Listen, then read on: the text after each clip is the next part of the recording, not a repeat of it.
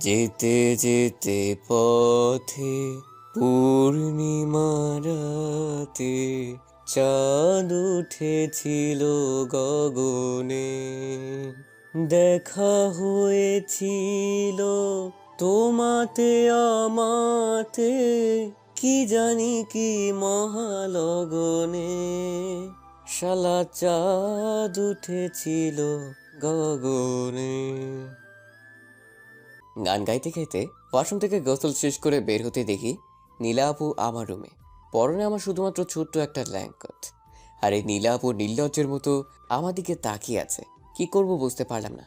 মান সম্মানের ব্যাপার, তাই সোজা দৌড়ে আবার ওয়াশরুমে ঢুকে গেলাম। কি বেহায়া মেয়ে, একটু লজ্জা নেই? কিন্তু এ আমার রুমে কি করছে? রুমে তো দূরের কথা, এর তো আমাদের বাসাতেও আসার কথা না। সে যে কারণেই আসুক না কেন, কিন্তু আমি এখান থেকে বের হব কি করে? কাপড় চোপড় তো সব আলমারিতে। কোন কুলক্ষণে যে কাপড় ছাড়া গোসল করতে গিয়েছিলাম। দরজাটা একটু ফাঁক করে দেখে নীলাপু বিছানার উপর বসে বসে পা তোলাচ্ছে আর মুচকি মুচকি হাসছে। রুম থেকে বের হচ্ছে না, যার কারণে আমি ওয়াশরুম থেকে বের হতে পারছি না। কতক্ষণ না থাকা যায়, তাই জোর গলায় মাকে ডাক দিলাম। একবার ডাকার পরও কোনো সাড়া শব্দ নাই, তাই নীলাপু বললেন, কিরে, কাকিমাকে কেন ডাকছিস? কত বড় বেহাই আইমে, সব বুঝেও এমন করছে। তাই বললাম, দরকার আছে মা, মা। আরে, কাকিমাকে ডেকে লাভ নেই। উনি এখন ব্যস্ত, আমার জন্য রান্না করছেন। তুই বরং বল তোর কি লাগবে। লাগবে না, তুমি আমার রুম থেকে যাও, আপনি একটু পরে আসিয়েন। কেন কেন? আমি তোর রুমে থাকলে কি সমস্যা? কোনো সমস্যা নেই। আরে বাবা, আমি কাপড় পরবো। তো কি হয়েছে? পড় না।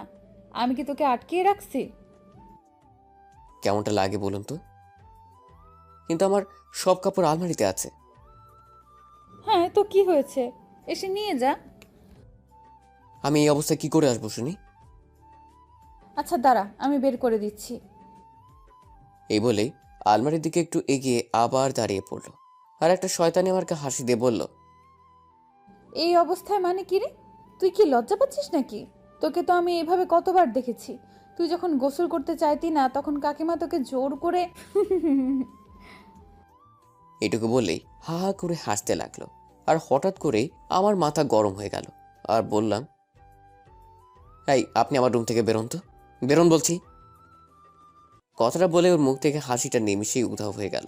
তার কিছু না বলে কাপড়গুলো বের করে দিয়ে নীরবেই রুম থেকে বের হয়ে গেল। হয়তো আমার এই কঠোরভাবে কথা বলাতে কষ্ট পেয়েছে। আমি নিশ্চিন্তে কাপড়গুলো পরে নিলাম। তখনই নাচ থেকে মায়ের ডাক এলো, তাই নিচে গেলাম। এসে অবাক হলাম, কারণ বাসাতে দাদু এসেছে। বাবা, দাদু ও নীলা আপু খাবার টেবিলে বসে আছে। আমরা সবাইকে খাবার দিচ্ছেন। মাকে একটু খুশি খুশি দেখাচ্ছে। মা হেসে হেসে দাদুকে বলল, এই তো আপনার নাতি এসে পড়েছে। মাকে এমন খুশি আগে কখনো দেখিনি। মায়ের বিয়েটা ছিল লাভ ম্যারেজ। বাবা আসলে দাদার বিরুদ্ধে গিয়ে মাকে বিয়ে করেছেন। দাদু চেয়েছিল বাবা যাতে তার ভাইয়ের মেয়েকে বিয়ে করে, কিন্তু তা হয়নি। সেজন্য দাদু মাকে মেনে নেয়নি, মাকে বাড়ি থেকে বের করে দেয়।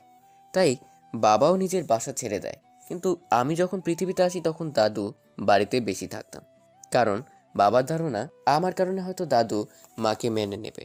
কিন্তু আমি এত বড় হয়ে যাওয়ার পরেও দাদু মাকে বাড়িতে ফিরিয়ে নেয়নি। আমি একদিন দাদুকে বলেছিলাম মাকে বাসায় ফিরিয়ে আনতে, কিন্তু দাদু তা করেনি, উল্টো আমাকে রাগ দেখায়। তাই ওই বাড়ি ছেড়ে দিয়েছি। কিন্তু আজ দাদু স্বয়ং আমাদের বাসাতে কেন এলেন? তাই দাদুকে সালাম দিয়ে খাবার টেবিলে বসে পড়লাম, আর দাদু আমাকে নানান প্রশ্ন করতে লাগলেন।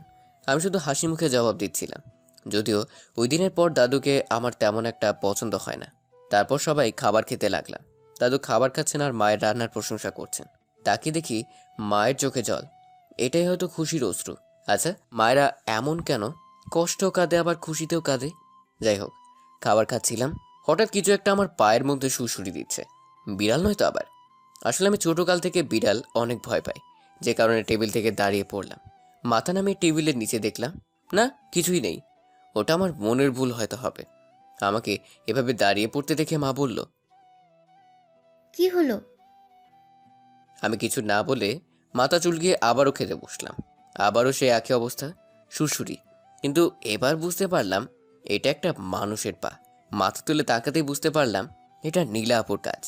নীলা আপু আমার দিকে তাকিয়ে মুচকি মুচকি হাসছেন। আমি কিছু না বলে খাবারে মনোযোগ দিলাম, কিন্তু নীলা আপু আমাকে শান্তিতে খেতে দিচ্ছে না। মুখ বুজে সব সহ্য করছি, কিন্তু সে এমন করছে কেন? ওর সাথে তো আমার কোনো এমন সম্পর্ক নেই, কিন্তু যেটা ছিল সেটা তো নিজেই নষ্ট করে দিয়েছে। এখন না আছে বন্ধুত্ব, ও তো আমার কাজিন হয়, তা আবার 3 বছরের বড় আপু। এখন আমি ওকে ওনাকে বড় আপু বলেই মানি, যথেষ্ট সম্মান দেওয়ার চেষ্টা করি। যা বোঝার তা বুঝে গিয়েছি। অবশ্য দোষটা আমারই ছিল। যাক এসব। আমি তাড়াতাড়ি খাবার শেষ করে উঠে আসতে যাব, তখন মা আমাকে বলল, লাবিব, যা, চটপট গিয়ে তোর ব্যাগ গুছিয়ে নে। ব্যাগ গোছানো মানে? আমি কি কোথাও যাচ্ছি নাকি? মা হ্যাঁ সূচক মাথা নাড়ালো। যখন আমি বলবো কোথায়, তখন নীলা আপু বলে উঠল, আরে, এখন থেকে তুমি কাকা কাকিমা আমাদের নিজের বাড়িতে থাকবি। সেই জন্যই তো দাদু তোদের সবাইকে নিতে এলো। এখন থেকে আমরা সবাই একসাথে থাকবো। ভালো হবে না বল? কথাটা শুনে আমার খুশি হওয়া উচিত ছিল। ছোটবেলা থেকে তো আমি এটাই চাইতাম, কিন্তু আমি খুশি হতে পারছি না। কারণ সেদিন ওই ঘটনা আর নীলা আপুর সাথে এই বিচ্ছিরি ঘটনার পর আমি নিজেই নিজেকে প্রতিজ্ঞা করেছিলাম যে আমি আর ওই বাড়িতেও নীলা আপুর সামনে আর কখনোই যাব না। আসলে আমি নীলার থেকে দূরে থাকতে চাই। এখন কি করা উচিত তা বুঝতে পারছি না, তাই নিজের রুমে চুপচাপ চলে এলাম। এতদিন পর সবাই ওই বাসাতে যাব, সবাই কত খুশি। এখন কি করে আমি যাব না বলি? আমাকে ছাড়া তো কেউ যাবে না। আমার ভাগ্যটাই খারাপ। কেন যে আমি সেদিন নীলাকে নিয়ে ওইসব ভাবতে গিয়েছিলাম। কিছু বুঝতেছেন না তো? চলেন বুঝিয়ে বলি। ছোটবেলা থেকে নীলা আপু আর আমি খুব ভালো বন্ধু ছিলাম। যদিও সে আমার থেকে 3 বছরের বড়। আমি যখন ওই বাড়িতে যেতাম নীলা আপুর সাথেই সব সময় থাকতাম। ছোটবেলা থেকেই নীলা আপুকে আমার ভালো লাগতো। যখন আমি কলেজে ভর্তি হই, তখন আমি বুঝতে পারি নীলা আপুর প্রতি আমার ভালোবাসাই ছিল না, তার থেকে বেশি কিছু ছিল। হুম, আমি তাকে ভালোবাসতাম, আর আমারও মনে হয়েছিল নীলাও আমাকে ভালোবাসে। এর অনেক কারণ ছিল, যেমন নীলা আপু আমাকে অনেক কেয়ার করতো, আমি ঠিক সময় খাবার খেয়েছি কিনা, পড়তে বসেছি কিনা, ইত্যাদি ইত্যাদি। আর সুযোগ পেলেই দুজনে ঘোরাঘুরি করতাম আর খাওয়া দাওয়া। ফোনে তো কথা হতো ঘন্টার পর ঘন্টা। কথা বলা শুরু করলে তো শেষই হয় না।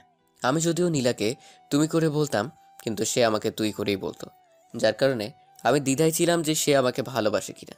আমি আসলে পড়াশোনায় বরাবরই একটুখানি গিয়েছিলাম আর কি, আর পরীক্ষার খাতায় আশপাশ করে লিখেই পাশ করে যেতাম। তো সেই কারণে আমার ক্লাসমেট ঋতুকে পরীক্ষার আগে থেকেই তল্লাই কথা শুরু করেছিলাম।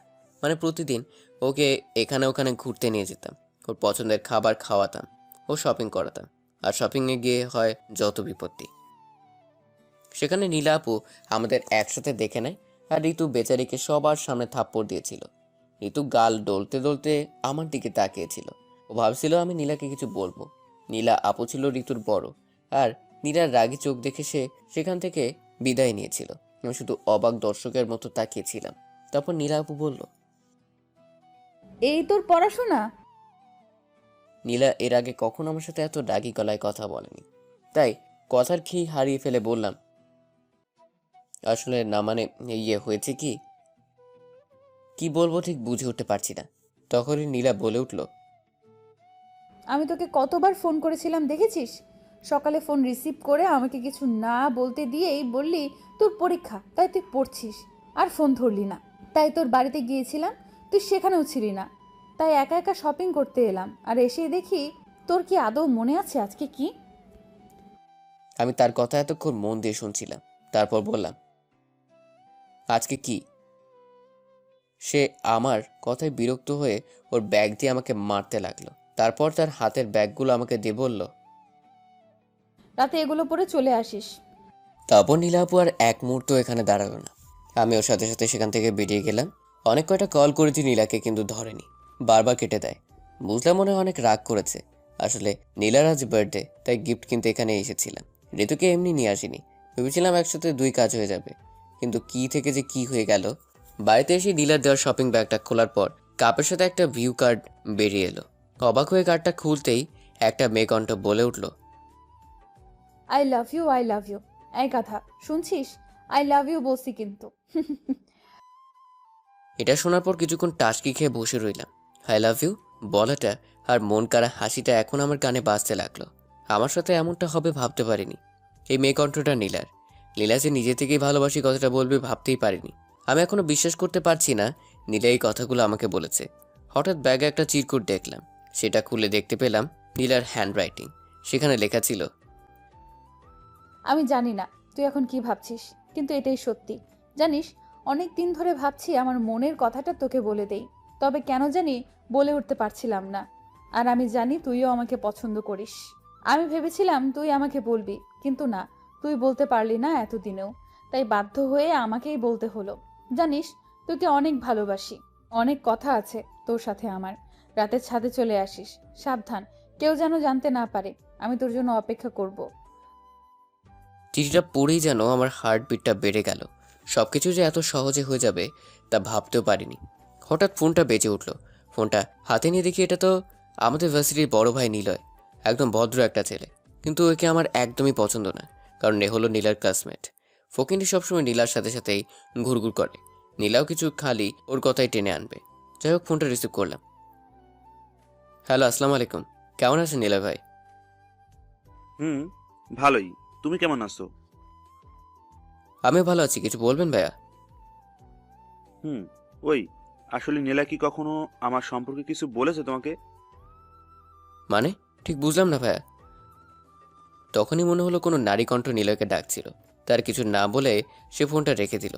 অতঃপর সন্ধ্যাবেলা তৈরি হয়ে সোজা নীলাদের বাড়ি এলাম। বাবা মা কেউ আসেনি। বাসাতে ঢুকে দাদু, আঙ্কেল ও আন্টির সাথে দেখা হলো। মনে হয় তেমন কোনো মানুষকে ইনভাইট করেনি। সেটা সবাই পরিচিত মানুষ আর নীলার বন্ধু বান্ধবতার মাঝে নীলা ছিল। আর এটাই হলো এই বাড়ির নিয়ম, খুব পরিচিত লোক ছাড়া কাউকে ডাকা হয় না। সবাইকে দেখতে পেলেও নীলাকে দেখতে পাচ্ছিলাম না। আন্টিকে জিজ্ঞেস করতেই বলল ও রুমে রেডি হচ্ছে। কথাটা বলেই আবার বলল ওই তো নীলা এসে পড়েছে। আমার সাথে সাথে সবাই সিঁড়ির দিকে তাকালো।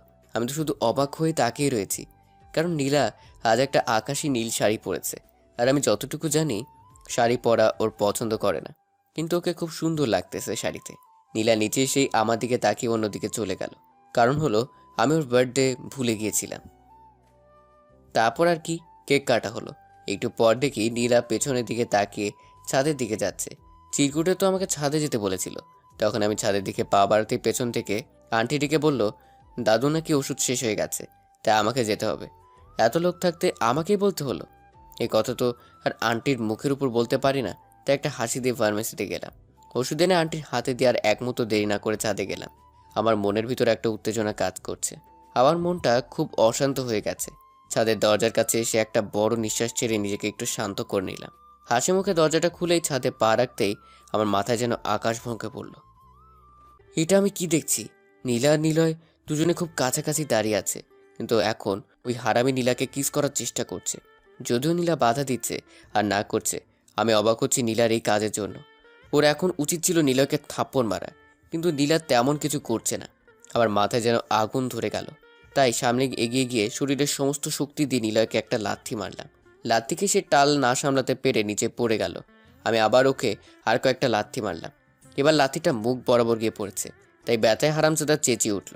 আমার তাতে কি, কলার ধরে উঠিয়ে মুখ বরাবর একটা ঘুষি মারলাম। যখনই আরেকটা মারতে যাব, নীলাই সব পেছন থেকে বাধা দিল, বলল লাবিব, ছাড় ওকে। কি করছিস? ও ব্যথা পাচ্ছে, ওর কষ্ট হচ্ছে, ছাড় বলছি। কে শোনে কার কথা। নীলাকে সরিয়ে দিয়ে আর একটা পেট বরাবর দিলাম। শালায় আবার চেঁচিয়ে উঠল, নিজেকে আমার থেকে ছাড়ানোর চেষ্টা করলো। তখন নীলা আমাকে সর বলে একটা ধাক্কা দিল। আমি ধাক্কাকে দূরে সরে গেলাম। আর নীলা দৌড়ে গিয়ে নিলয়কে উঠাতে উঠাতে কান্না সরে বলল, তুমি ঠিক আছো তো? তুমি ঠিক আছো তো? আশ্চর্য, আমি নিলয়কে মারছি বলে নীলা এইভাবে রিয়েক্ট করছে কেন? তাই আমি বললাম, আরে নীলা আপু, তুমি পাগল হলে নাকি? ও তো আমার কথা শেষ না করতে না করতেই আমার গালে ঠাস করে একটা থাপ্পড় দিল। আমি অবাক হয়ে বললাম, আরে আপু, ও তো তোমাকে জোর করে কিস করতে চাইছিল, তাই আমি ওকে মারলাম। হ্যাঁ, ও আমাকে কিস করতে চেয়েছিল, কিন্তু করেনি তো। লাবিব, নিলয় আসলে ভালো ছেলে, ও এরকম না। আমি তোকে বুঝিয়ে বলছি কি হয়েছিল। কিন্তু প্লিজ লাবিব, নিচে অনেক লোক, এসব জানতে পারলে সমস্যা হয়ে যাবে। কথাটা শেষ করতে পেছন থেকে আওয়াজ আসলো। কে এইভাবে চিৎকার করলো? কি হয়েছে এখানে? আমি পেছনে তাকিয়ে দেখি আঙ্কেল, নীলা দাদুকে ও আঙ্কেলকে দেখে অনেক ভয় পেয়ে গেল। আমি তখন এটা সেটা বলে সব কিছু ম্যানেজ করলাম। তখন দাদু বলল, ঠিক আছে, এখন তোরা নিচে আয়। এই রাত্রিবেলায় ছাদে কি করিস তোরা? আচ্ছা দাদু, তোমরা যাও, আমরা আসছি। সবার সাথে সাথে নীলয়ও নিচে চলে গেল। এখন শুধু আমি আর নীলা ছাদে দাঁড়িয়ে আছি। আমি নীলার দিকে তাকিয়ে দেখি এখনো ভয় কুকড়ে আছে, আর সিঁড়ির দিকে এক নজরে তাকিয়ে আছে। আমি তাকে ডাক দিতেই চমকে উঠে বলতে লাগলো, কি হয়েছে? তুমি ঠিক আছো তো? আমার আবার কি হবে? আমি তো ঠিক আছি। জানো, তোমাকে আজ খুব সুন্দর লাগছে, একেবারে নীলপরি। সত্যি বলছি নীলা।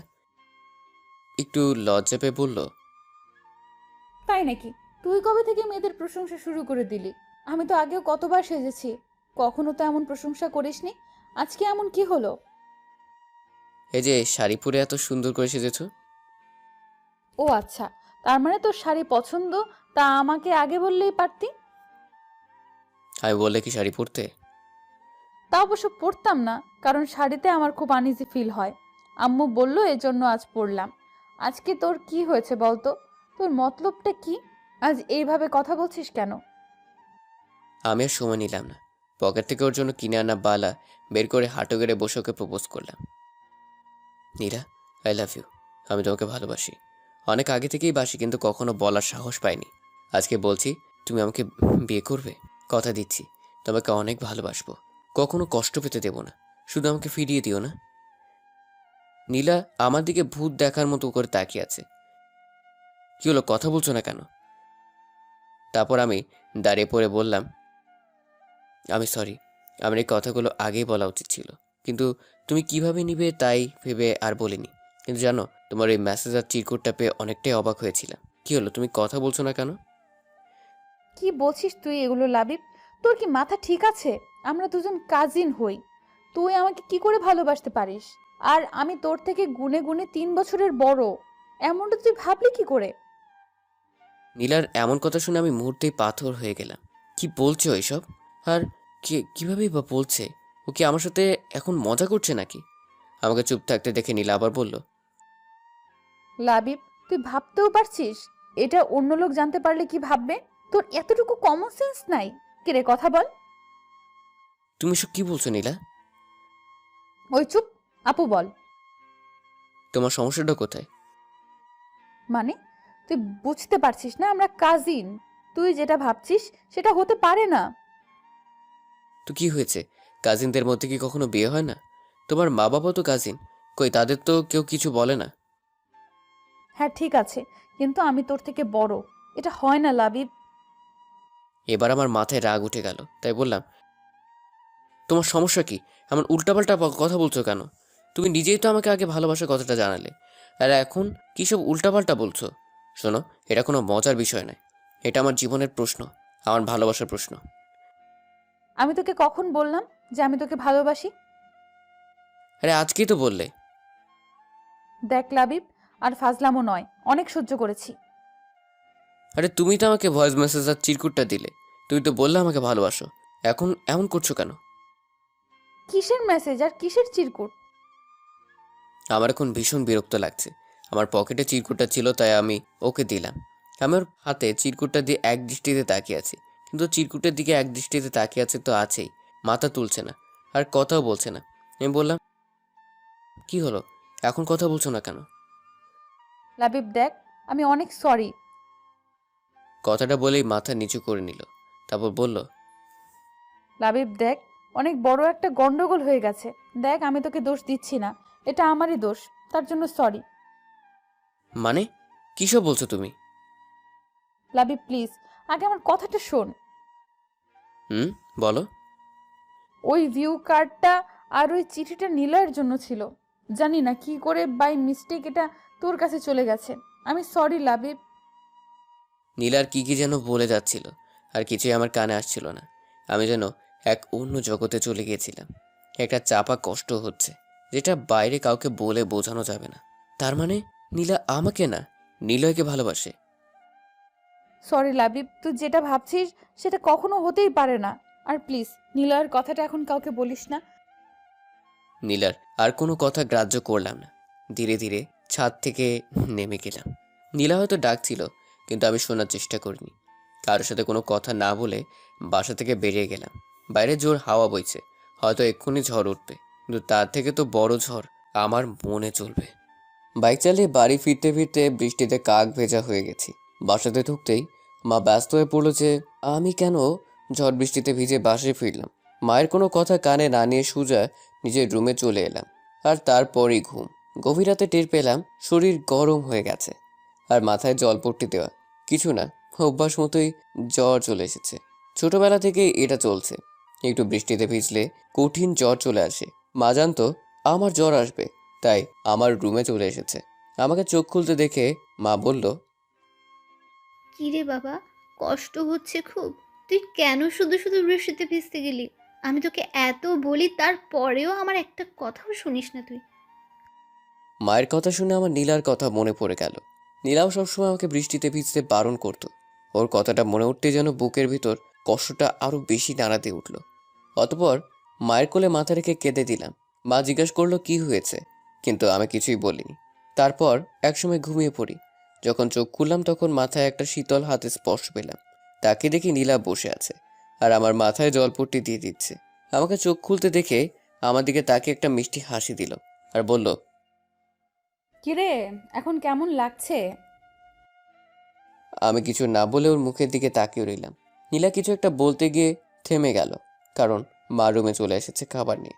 খাবার টেবিলে রেখে মা নীলাকে বলল, নীলামা, তুই উঠ, তুই কিছু খেয়ে নিয়ে রুমে গিয়ে রেস্ট নে। আমি তোর খাবার ওখানে রেখে এসেছি। কাকিমা, আমি পরে খাবো, তুমি বরং খাবারটা আমাকে দাও, আমি লাবণীকে খাইয়ে দিচ্ছি। মা একটা মুচকি হাসি দিয়ে বলল, অনেক হয়েছে মা, আবার তুই ওর মতো অসুস্থ হয়ে পড়বি। এমনিতেও ঠিক মতো খাসনি, আবার কাল সারা রাত ঘুমাসনি। কিন্তু কাকিমা। কোনো কিন্তু নয়, আমি যা বলছি সেটা কর। মায়ের কথা শুনে নীলা আর কিছু বলল না। আমার দিকে একবার তাকিয়ে নীলা চলে গেল অন্য রুমে। মায়ের কাছে শুনেছি আমি নাকি গতকাল সারা দিন সারা রাত জ্বর নিয়ে পড়েছিলাম, আর নীলা সবকিছু ছেড়ে চুড়ে এতক্ষণ আমার সেবা করছিল। খুব অবাক হলাম মায়ের কথা শুনে। নীলা আমার জন্য এতটা ভাবে, মনে মনে অনেক খুশি হলাম। পরক্ষণে আবার মনটা খারাপ হয়ে গেল, কারণ নীলাকে ভালোবাসে। তারপর খাবার আর ওষুধটা খেয়ে ঘুমিয়ে পড়লাম। বিকালের দিকে ঘুম ভাঙে, নিজেকে বেশ চাঙ্গা আর ফুরফুরে লাগছে, জ্বরটা আর নেই। অতবার ওয়াশরুমে গেলাম। তারপর বাহির হয়েই দেখি নীলা বসে আছে আর আমাকে দেখেই হাসিমুখে প্রশ্ন করলো, কিরে, কেমন আছিস এখন? বিছানায় বসে বললাম, হুম, একদম ভালো, জ্বর নেই বললেই চলে। তারপর নীলা আমার দিকে সুপের পোয়ালাটা এগিয়ে দিতে দিতে বলল, যাক বাবা, ভালো হয়েছে। যে ভয় পাইয়ে দিয়েছিলি তুই। আমি কিছু না বলে নীলার দিকে তাকিয়ে আছি। কিরে, হা করে কি দেখিস? খেয়ে নে, ঠান্ডা হয়ে যাবে। আমি নীলার কোনো কথা না শুনে পেয়ালাটা রেখে দিলাম। তা দেখে নীলা অবাক হয়ে বলল, কিরে, কি হলো, খাবি না? I love you. মানে? বিশ্বাস করো, আমি তোমাকে খুব ভালোবাসি। দেখ লাবিব, পাগলামো করিস না। আমি তোকে সব কিছু বললাম, তারপরেও তুই। আমি কোনো পাগলামি করছি না, সত্যি যেটা সেটাই বলছি। তুই ভালো করেই জানিস এটা কোনো দিন সম্ভব না। ভুলে যা এসব। দেখবি আমার থেকে তুই ভালো কাউকে পাবি, যে তোকে ভালোবাসবে, সুখে রাখবে। আমি এবার উঠে দাঁড়িয়ে নীলার হাত ধরে বললাম, বিশ্বাস করো, আমি তোমাকে খুব ভালোবাসি। সবসময় শুধু তোমার কথাই ভাবি, আর তোমাকে ছাড়া অন্য কাউকে চাই না, তোমাকে চাই শুধু। নীলা আমার থেকে হাত ছাড়ানোর চেষ্টা করে বলতে লাগলো, লাবিব, হাত ছাড়, পাগলামো করিস না। আমাদের অনেক ভালো একটা সম্পর্ক, তা নষ্ট করিস না। কথাটা বলেই হাত ছাড়িয়ে নিয়ে দরজা দিয়ে বাইরে চলে যাচ্ছিল নীলা। তখন আমি ওর পথ আটকিয়ে দরজা বন্ধ করে দিলাম। যখন সে বলল, লাবিব, দরজাটা বন্ধ করলি কেন? খোল বলছি, আর আমাকে যেতে দে। তুমি কেন বোঝার চেষ্টা করছো না? আমি সত্যি তোমাকে অনেক বেশি ভালোবেসেছি।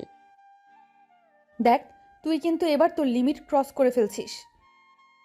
আমি যেন নিজের অজান্তেই নীলার খুব কাছে চলে গেছি, আর সেই জন্য হয়তো নীলা আমাকে ঠাস করে একটা থাপ্পড় দিয়ে বসলো। আচমকা থাপ্পড় খেয়ে আমি কিছুটা পিছিয়ে পড়ি। জানি না কি হয়েছিল আমার। নীলা আমার দিকে ঘৃণার দৃষ্টিতে তাকিয়ে বলল, ছি লাবিব, আমি ভেবেছিলাম তুই সবটা বুঝতে পারবি, কিন্তু তুই যে এতটা নিচে নেমে গেছিস তা আমি ভাবতেও পারিনি। আমারই ভুল হয়েছে তোকে বোঝাতে যাওয়া। আমি কিছু না বলে মাথা নিচু করে দাঁড়িয়ে আছি। আসলে অনেক বড় একটা ভুল করে ফেলেছি। নীলা বলতে লাগলো, তুই আর কখনো আমার সামনে আসবি না। আমি তোর মুখও দেখতে চাই না। কথাটা বলেই দরজা খুলে নীলা হন হন করে চলে গেল। আমি ভাবলাম ওকে সরি বলা দরকার। যেই দরজার সামনে আসলাম দেখি মা দাঁড়িয়ে আছে। আমি মাকে দেখি ভয় পেয়ে গেলাম। মা কিছু বুঝতে বা শুনতে পাইনি তো। আমি মায়ের দিকে ভয়ের তো চোখে তাকিয়েছিলাম, আর মা আমাকে বলল, কি রে, নীলা এভাবে চলে গেল? কোনো কিছু কি হয়েছে? যাক তাহলে মা বুঝতে পারেনি। তাই আমাকে মাকে বললাম, না মা কিছুই হয়নি। নীলাপুর কি না কি জরুরি কাজ পড়েছে তাই ওভাবে চলে গেল। তারপর মা চলে গেল। আমি আর নীলাকে সরি বলতে পারলাম না।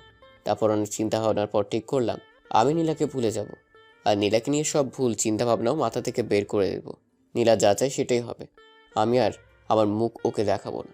তাই ওর কাছে একটা চিরকুট লিখে ক্ষমা চাই। তার সাথে এটাও লিখেছিলাম যে আমি আর ওর সামনে আসবো না, কোনোভাবে ডিস্টার্ব করবো না। কয়েকদিন পর পরীক্ষা, তাই পরীক্ষার প্রস্তুতিতে নিজেকে ব্যস্ত করে ফেললাম। যথেষ্ট চেষ্টা করেছিলাম, কিন্তু কিছু পরীক্ষা আর ভালো হলো না। একটু কষ্ট হলো বটে।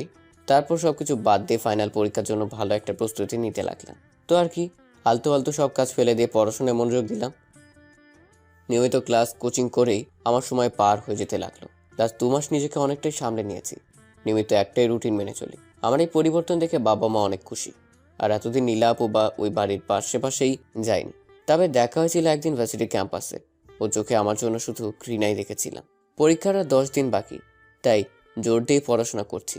আর বাসা থেকে বের হওয়া একদম বন্ধ করে দিয়েছি। এতক্ষণ যা শুনছিলেন সেটা ছিল অতীত। চলেন এখন বাস্তবে ফেরা যাক। আসতে পারি? আমার ভাবনায় ছেদ পড়ল নীলা আপুর ডাকে। তাকে দেখি দরজার বাইরে দাঁড়িয়ে আমার দিকে তাকিয়ে আছে। আভি কিছু বলে অবাক হয়ে ওনার দিকে তাকিয়ে আছে। তারপর উনি ভিতরে আসলেন, এসে বলতে লাগলেন, কিরে, তুই এসে শুয়ে আছিস, ব্যাগপত্র গুছাবি কখন? জলদি কর, বাসাতে সবাই তোদের জন্য অপেক্ষা করছে। আচ্ছা, তোর কি জিনিস লাগবে তুই আমাকে বল, আমি ব্যাগে গুছিয়ে দিচ্ছি। আমি অবাক হয়ে তার দিকে তাকিয়ে আছি। নীলা আপু হঠাৎ আমার সাথে এরকম অদ্ভুত আচরণ করছেন কেন? এ তো কয়েকদিন আগেও তো আমাকে দেখতে পেত না। আমাকে এরকম ঘৃণা করে বললেই চলে, আর এখন নিজে এসেই আমার সাথে মিশতে চাচ্ছে। আগের মতো নর্মালভাবে কথা বলছে। কাহিনী কি? কিরে, কি ভাবছিস বসে বসে? আমি তোকে কিছু বলেছিলাম? না কিছু না। ও আচ্ছা। আপনি কেমন আছেন? আমি তো ভালো আছি, কিন্তু তুই তো দেখছি কয়েকদিনে একেবারে বদলে গেছিস। কই না তো, আমি তো আগের মতোই আছি। সে তো দেখতেই পাচ্ছি। নিজে থেকেই কিছু বলিস না, কেমন জানি ঠান্ডা ঠান্ডা মেজাজ। আমি কিছু জিজ্ঞাসা করলেই গম্ভীরভাবে উত্তর দিচ্ছিস। কিরে, তুই শুনছিস? হুম মানে হুম আমি নীলাপুর এরকম ব্যবহারে অবাক হয়ে আছি। কি মুখে কথা নাই? হ্যাঁ শুনছি, আপনি বলেন। কচু শুনেছিস? কিছু বললেন? না, কিছু বলিনি। তুই বরং বল, তোর কি কি জিনিস গোছাতে হবে। না ধন্যবাদ, আপনাকে কিছু করতে হবে না, আমি নিজেই করে নিচ্ছি। কিরে, তুই কখন থেকে আপনি আপনি করছিস? তুই আমাকে আপনি কবে থেকে বলছিস? আগে বলিনি তো কি হয়েছে, এখন তো বলছি। তাছাড়া বড় আপুকে তো আপনি করেই বলবো, তাই না? নীলা কিছু বলতে চাইছিল, কিন্তু আমি উঠে গিয়ে আলমারি থেকে এক মনে দেখে দেখে কাপড় বের করছিলাম ব্যাগে ভরার জন্য। তারপর নীলা আপু কিছুক্ষণ পিছনে দাঁড়িয়ে থেকে চলে গেলেন। এখন আমি দাদু বাড়িতে নিজের রুম গোছাচ্ছি। চাঁদের রুমটা আমি নিয়েছি। অবশ্য আমার জন্য আগে থেকেই একটা রুম গোছগাছ করে রাখা হয়েছিল, কিন্তু সেটা নীলা আপুর পাশের রুম ছিল। সবকিছু ঠিকঠাক করে যখন বিছানায় গিয়ে শুলাম, তখন একটা চুড়িওয়ালা হাত আমার দিকে একটা শরবতের গ্লাস এগিয়ে দিল। এটা নীলা আপু। আমি ধন্যবাদ বলে শরবতটা নিলাম। যখন শরবতটা মুখে দিতে যাব, তখন দেখি নীলাপু এক দৃষ্টিতে আমার দিকে তাকিয়ে আছে। তারপর আমি গ্লাসটা খালি করে নীলাপুর হাতে গ্লাসটা ধরিয়ে দিয়ে ধন্যবাদ বললাম, কিন্তু নীলাপু ঠিক আগের মতোই তাকিয়ে আছে। তাই আমি বললাম, হ্যাঁ কিছু কি বলবেন? তোর জন্য আগে থেকেই একটা রুম পরিষ্কার করা হয়েছিল, তুই আবার ছাদের এই রুমটাতে আসলি কেন? জি, আসলে আমার এই রুমটা খুব পছন্দ হয়েছে। কেমন নিরিবিলি, আর সবসময় খুব ভালো আলো বাতাস আসে। তাছাড়া ছাদটা একেবারেই পাশে আছে, তাই আর কি। ও আচ্ছা, তাহলে নিচে চল, সবাই খেতে বসেছে। আপনি যান, আমি একটু পরে আসছি। কেন? আমার সাথে এখন গেলে তোর কি কোনো সমস্যা হবে? আরে না না, তা তো কেন হবে? আপনি এমনটা ভাবছেন কেন? আসলে এতক্ষণ কাজ করেছি তো, তাই একটু ফ্রেশ হয়ে যাব। আপনি যান। তারপর নীলা আপু আমার দিকে কিছুক্ষণ নিরাশ চোখে তাকিয়ে থেকে চলে গেল। অতপর রাতের খাবারও কিছুক্ষণ পড়াশোনার পর আর ভালো লাগছিল না, তাই আমি ছাদে এসে রেলিং ধরে দাঁড়িয়ে রইলাম। অনেকক্ষণ ধরেই দাঁড়িয়ে আছি। হঠাৎ কারো পায়ের শব্দে পেলাম, পিছনে তাকিয়ে দেখি নীলা আপু দাঁড়িয়ে আছে। মুখে মিষ্টি একটা হাসি লেগে আছে, পরনে আবার একটা শাড়ি। আমি একটুখানি তাকিয়ে আবার ঘুরে দাঁড়ালাম। সামনের দিকে তাকিয়ে থেকে জিজ্ঞেস করলাম, আপনি এত রাতে ছাদে কি করছেন? আগে তুই বল, তুই এত রাতে এখানে দাঁড়িয়ে আছিস কেন? আর পড়তে ভালো লাগছিল না, তাই এখানে এসেছি। আমিও এর জন্যই আসছি। ও আচ্ছা, বলে নিজের মতো দাঁড়িয়ে রইলাম। কিছুক্ষণ পর পেছন থেকে নীলা আপু রাগী গলায় বলল, আচ্ছা, তোর সমস্যা কি বলতো? আমার আবার কি সমস্যা হবে? না তো, আমার কোনো সমস্যা নেই। এদিক ওদিক আমার দিকে তাকিয়ে কথা বল। কি বলবো? আচ্ছা, তুই কি আমার উপরে রেগে আছিস নাকি ইগনোর করছিস? কি আশ্চর্য, আমি আপনার উপর রাগ করলাম কখন? আর আপনাকে ইগনোরই বা কোথায় করলাম? তাহলে আমি তোর সাথে কথা বলতে চাচ্ছি, কিন্তু তুই তো আমার সাথে কথা বলতেই চাচ্ছিস না। আর কি কখন থেকে আপনি আপনি করছিস? কোথায় কথা বলছি না? আমি তো আপনার তাকে ঠিকভাবেই কথা বলছি। লাবি প্লিজ, এরকম করিস না। আমার আর ভালো লাগছে না। তুই আবার আগের মতো কথা বল না। আগে তো কত বকবক করতি, বকবক করে আমার মাথা গরম করে দিতি। নীলাপু এটা কেন, ওটা কেন, আর এখন কি হয়েছে তোর? কিছুই হয়নি। আগে আপনাকে বিরক্ত করতাম, তার জন্য সরি। আপনার সাথে অনেক বাজে ব্যবহার করেছিলাম, তার জন্য সরি। আবার এখানে এসেও আপনাকে অস্বস্তির মধ্যে ফেলে দিলাম, তার জন্য সরি। আসলে আমার এছাড়া কোনো উপায় ছিল না, মায়ের কথা এখানে আসতেই হলো। আমি তোকে কি বলছি আর তুই কি বলছিস? তুই ওই দিনের জন্য এমন করছিস, তাই না? আচ্ছা, আমি সরি। তোকে ওই দিন থাপ্পড় মারা আর ওই রকম কথাগুলো বলা আমার একদমই উচিত হয়নি। আমি হয়তো একটু বেশি বেশি করে ফেলেছিলাম। আপনি সরি বলছেন কেন? আসলে আমি ওই দিন কাজই এমন করেছিলাম। আপনার জায়গায় যে কেউ থাকলেও এমনই করতাম, হয়তো তার থেকে বেশি কিছুই করতো। আপনি তো শুধু... তাহলে তুই আমার সাথে ঠিক করে কথা বলছিস না কেন? সব ভুলে গিয়ে আবার আগের মতো হয়ে যা না। আমরা আবার আগের মতো মজা করে থাকবো একসাথে। তোর মনে আছে আমরা ছোটবেলা থেকে এই চেষ্টা করতাম যেন সবাই একই বাসাতেই থাকতে পারি? এখন তো আমরা সবাই একই সাথেই আছি, কিন্তু তুই কেমন জানি হয়ে গেছিস। আগের মতো হয়ে যা না প্লিজ। এখন তো সব কিছু ঠিক হয়ে গেছে। আমি অন্যদিকে তাকিয়ে অন্যমনস্ক হয়ে বললাম, সব কিছু ঠিক হয়ে গেছে, কিন্তু এখন না। সব কিছু আগের মতো নেই। কথাটা বলেই ছাদ থেকে চলে এলাম। এখন একটা কথাই আমার মাথায় ঘুরছে যে নীলার কি হয়েছে? হঠাৎ করেই ওর এরকম পরিবর্তন কি করে হলো? যে ঘটনার রেশ আমি এখনও কাটাতে পারিনি। ও কি করে এত সহজে... সকালে ঘুম থেকে উঠে মাথায় বিরক্তি চেপে বসলো। এমনিতে রাতে অনেক দেরিতে ঘুমিয়েছিলাম, আর এখন এত সকালে নীলা আপু এসে আমার স্বাদের ঘুমটা ভাঙিয়ে দিল। তাই বললাম নীলা আপুকে, আপনাকে কে বলেছে আমাকে ঘুম থেকে জাগাতে? ও মা, কতটা বেলা হয়েছে দেখেছিস? আর কত ঘুমাবি? তাতে কি হয়েছে? আমার যখন মন চায় আমি তখন উঠবো। আপনি ডাকবেন কেন? আরে, তুই এভাবে কথা বলছিস কেন? আমি তো... ধুর! আমি বিরক্তির শব্দটা করে শরীর উপর দেয়া কাঁথা আঁচড়ে ফেলে দিয়ে বিছানা থেকে নেমে পড়লাম। আর ওয়াশরুমের দিকেই যাচ্ছিলাম, তখনই নীলা পিছন থেকে... ওই শোন, আমার সাথে একদম মেজাজ দেখাবি না। আমি তোর মায়ের কথায় তোরে ডাকতে এসেছিলাম। কাকিমা বলেছিল যে আজকে নাকি তোর একটা ক্লাস টেস্ট আছে, সেজন্যই এসেছিলাম। চাটা খেয়ে নিস। চায়ের কাপটা একরকম আঁচড়ে রেখেই দিয়ে চলে গেল। আমি মনে মনে কিছুটা অনুতপ্ত হলাম। মাকে আমি বলেছিলাম আমাকে যেন ডেকে দেয়, আর এখন নিজেই ভুলে গেছি। বেচারি ডাকতে এলো, অথচ এতগুলো কথা শুনিয়ে দিলাম। কার মুখ দেখে যে ঘুমাতে গিয়েছিলাম। রাতে আয়নার সামনে যাওয়াটা একদমই ঠিক হয়নি। তড়িঘড়ি করে রেডি হয়ে নোটস ঘাঁটতে লাগলাম। নাস্তা খাওয়ার সময় নেই, আর নিচেও গেলাম না। কিছুক্ষণ পর দেখি নীলা আপু প্লেটে করে নাস্তা নিয়ে এলো। এসেই তার সামনে রেখে দিয়ে বলল, কাকিমা পাঠিয়েছে, খেয়ে নিস। কথাটা আমার কেমন যেন নিরামিষ নিরামিষ লাগলো। আমি কিছু বলার আগেই নীলা আপু চলে গেল। তারপর খেয়ে নিলাম। কিছুক্ষণ পর ভার্সিটি যাওয়ার জন্য নিচে আসতেই মা জিজ্ঞেস করলো, কিরে, কোথায় যাচ্ছিস? খাবি না? আমি বেশ অবাক হয়ে বললাম, একটু আগে তো তুমি... এটুকু বলেই থেমে গেলাম। তাকে দেখি নীলা আপু টেবিলে বসে নিজের মতোই খাচ্ছে। এখন যেন খাওয়াটাই ওনার একমাত্র কাজ, অন্য কোনো দিকে তাকানোর তার সময় নেই। আমি মাকে আর কিছু না বলেই বেরিয়ে পড়লাম। পরীক্ষা শেষ করে হল থেকে বের হয়ে দেখি নীলা আপু দাঁড়িয়ে আছে। আমি কিছু বলার আগে জিজ্ঞেস করলো, কিরে পরীক্ষা কেমন হলো? ভালোই। গুড। এখন কি বাসাতেই ফিরবি? না, একটু সময় লাগবে, আমার লাইব্রেরিতে একটু কাজ আছে। ও আচ্ছা, ঠিক আছে, যা তাহলে। আচ্ছা, ওই দাঁড়া। কিছু বলবেন? না, চল। কোথায়? কেন, তুই কি লাইব্রেরিতে যাবি? হ্যাঁ, তা তো যাবই। তাহলে চল। আপনিও যাবেন? কেন, তোর কোনো সমস্যা আছে? না, তা হবে কেন, চলুন। তারপর লাইব্রেরিতে ঢুকতেই দেখি ঋতু বসে আছে সেখানে। চোখাচোখি হতেই সে আমাকে ডাক দিল। আমি কয়েকটা বই নিয়ে ওর পাশেই বসে পড়লাম। কিছু জিনিস নোট করতে হবে।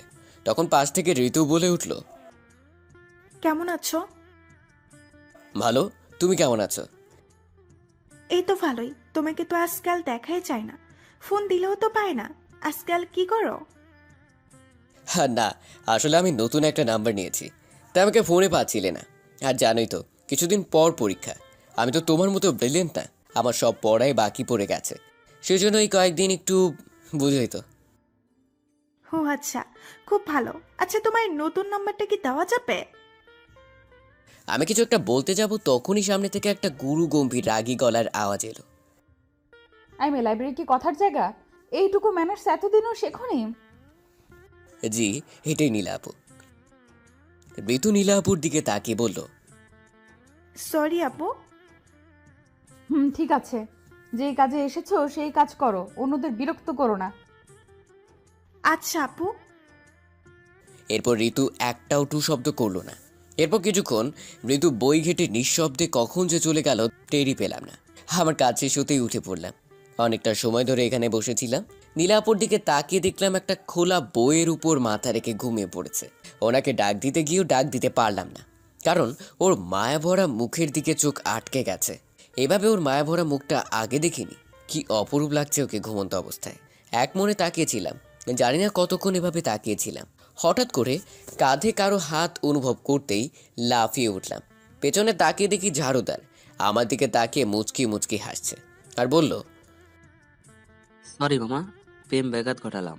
এভাবে হুঁশ জ্ঞান হারিয়ে ফেললে কি চলে? কখন থেকে ডাকতাছি। লোকটার কথার শব্দে নীলাপুর ঘুম ভেঙে গেল। বই থেকে মাথা তুলে ঘটনা বোঝার চেষ্টা করছে। আমি তখন কি বলবো ভেবে পাচ্ছি না। তখন লোকটা আমার বলল, তবে আপনাদের খুব ভালো মানিয়েছে। আজকাল এমন প্রেমিক দেখা যায় না মামা, যে প্রেমিকার মুখের দিকে তাকিয়ে থেকে এভাবে হারিয়ে যায়। আমারও একটা প্রেমিকা ছিল, কিন্তু সে বুঝেনি, আমাকে ছেড়ে চলে যায়। আমি দোয়া করি আপনারা সুখী হন। আমি যাই, অনেক কাজ আছে। লোকটা আমাকে পাথর বানিয়ে দিয়ে চলে গেল। আমার হাত পা পুরো অসাড় হয়ে গেল। নীলাপুর দিকে তাকাতেই পারছি না, না জানি কি ভাবছে এখন। তখনই নীলাপুর আওয়াজ এলো। কিরে, যাবি না? এভাবে দাঁড়িয়ে আছিস কেন ওখানে? মাথা তুলে দেখি নীলাপু দরজার কাছে দাঁড়িয়ে কথাটা বলল, আর সেটা খুব স্বাভাবিকভাবেই। কিছু বুঝতে পারিনি, নাকি কিছু শুনতে পারিনি, কি জানি কি হচ্ছে আমার সাথে। কিরে, আবার কি ভাবছিস? অনেকটা দেরি হয়ে গেছে তো। আমি একরকম রোবটের মতোই ওখান থেকে বেরিয়ে গেলাম। বাইরে সে বাইকে বসতে দেখা নীলা আপু। আমি বললাম, কি হলো, দাঁড়িয়ে আছেন কেন? বাসাতে যাবেন না? যাবো তো। তাহলে যান, সত্যি অনেকটা দেরি হয়ে গেছে, এখানে দাঁড়িয়ে থাকবেন না। সেই জন্যই তো এলাম। আসলে ড্রাইভার কাকাকে সেই কখনোই আসতে পাঠিয়ে দিয়েছি। কেন? আরে, বয়স্ক মানুষকে শুধু শুধু এতক্ষণ বসিয়ে রাখবো কেন, তাই বলেছি চলে যেতে। আর তোর যদি কোনো সমস্যা থাকে তো বল, আমি অন্য গাড়ি করে চলে যাব। কি বলেছি, আমার অসুবিধা আছে? ও আচ্ছা, চল তাহলে। উঠেন। কিছু দূর যাওয়ার পর আমি বললাম, নীলাভু, সকালের ব্যবহারের জন্য আমি আসলে সরি। জানি না ঘুম থেকে উঠে কি হয়ে গেল। হুম। বিশ্বাস করুন, আমি আসলে ওইভাবে বলতে চাইনি। হুম। কি হলো, আমি কি বলছি আপনি শুনতে পাচ্ছেন?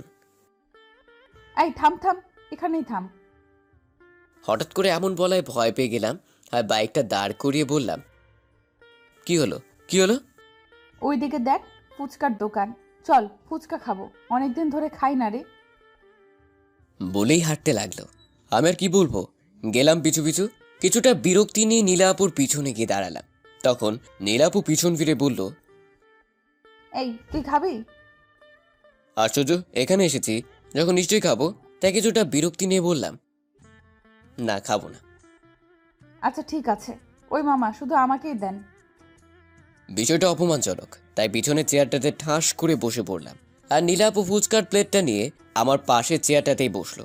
একা একা খাচ্ছি, আমি যে হা করে বসে আছি তা আর দেখলো না। আমি নিরুপায় হয়ে বসে আছি, বলতেও পারছি না আমিও খাবো। আমি তো অনেক দিন ধরে খাই না। তখন হঠাৎ করে আমার চোখটা আটকে গেল সামনের আর একটা দোকানে। উঠে দাঁড়িয়ে ভালো করে দেখে নিলাম, হ্যাঁ এটা তো নিলয়। সাথে একটা শাড়ি পরা মেয়ে খুবই ক্লোজভাবে বসে আছে আর একে অপরকে খাইয়ে দিচ্ছে। তারপর আমি কিছুক্ষণ তাদের দিকে তাকিয়েছিলাম আর নীলাপুকে বললাম, নীলাপু, নীলাপু। হুম, কি হয়েছে? ওটা নিলয় ভাইয়া না? কিন্তু নীলাপু ওইদিকে একবার তাকিয়ে আমাকে বলল, হুম, তো ওনার সাথে তো একটা। ওটা ওর বউ। আমি অনেকটা অবাক হয়ে নীলাপুর দিকে তাকিয়ে রইলাম। কি হলো ব্যাপারটা? এত বড় একটা জিনিস এত সহজে বলছে। আমি অবাক হয়ে বসে বসে এটাই ভাবতে লাগলাম। কিরে, এখানে বসে থাকবি নাকি? চল বাড়ি ফিরতে হবে। কথাটা বলেই হাঁটতে লাগলো। আমি থ হয়ে দাঁড়িয়ে রইলাম। আসলে ঘটনা কি, এদিকে নীলাপু বাইকের কাছে দাঁড়িয়ে আছে, তাই আমি গিয়ে বাইকে উঠে পড়লাম। এখন নীলাপুকে কিছু জিজ্ঞেস করা যাবে না, যেভাবে দাঁড়িয়ে আছে মনে হয় না কিছু বলবে। সুযোগ বুঝে সব জানতে হবে। তারপর বাসাতে ফিরলাম। রাতে বিছানায় বসে শুয়ে শুয়ে পড়ছিলাম। বই পড়া বললে ভুল হবে, বই শুধু খুলেই রেখেছি। মন তো পড়ে আছে নীলাপুর বিষয়গুলো নিয়ে। একটু পর পানি পিপাসা লেগে গেল, কিন্তু বোতলে তো পানি নাই। নিচে যাওয়ার মুড নাই, তাই মাকে কয়েকটা চিল্লানি দিলাম। তারপর বউয়ের দিকে মনোনিবেশ করার চেষ্টা করলাম। অনেকটা সময় হয়ে গেল কিন্তু মা আসছে না, তাই আবারও চিল্লানি দেওয়ার জন্য হা করলাম। কিন্তু তার আগেই নীলা আপু এসে দাঁড়িয়ে আছে। রুমে ঢুকলো কখন টের তো পেলাম না। কিরে, এইভাবে গরুর মতো চিল্লাচ্ছিস কেন? আমার কাজ ছিল তাই আম্মুকে ডাকছিলাম, কিন্তু আপনাকে তো ডাকিনি। আপনি আসলেন যে? কাকিমা রান্না করতেছে, কি বলার আছে আমাকে বল। ওই মানে, আসলে খাওয়ার পানি শেষ হয়ে গেছে তাই জন্য ডাকছিলাম। কি, এই সাধারণ একটা কাজের জন্য তুই কাকিমাকে এইভাবে ডাকছিলি? নিজে গিয়েই তো আনতে পারিস। তো কি হয়েছে, আমার তো নিচে যেতে ইচ্ছে করছিল না, তাই মাকে ডাকছিলাম। আর আপনার যদি অসুবিধা হয় তো আপনাকে এনে দিতে হবে না আম্মু। ওই চুপ, বোতল দে। এই যে এখানে আছে। তারপর বোতল সেটা নিয়ে চলে গেল। একটু পর আবার আসলো নীলা আপু। এই নে তোর পানির বোতল।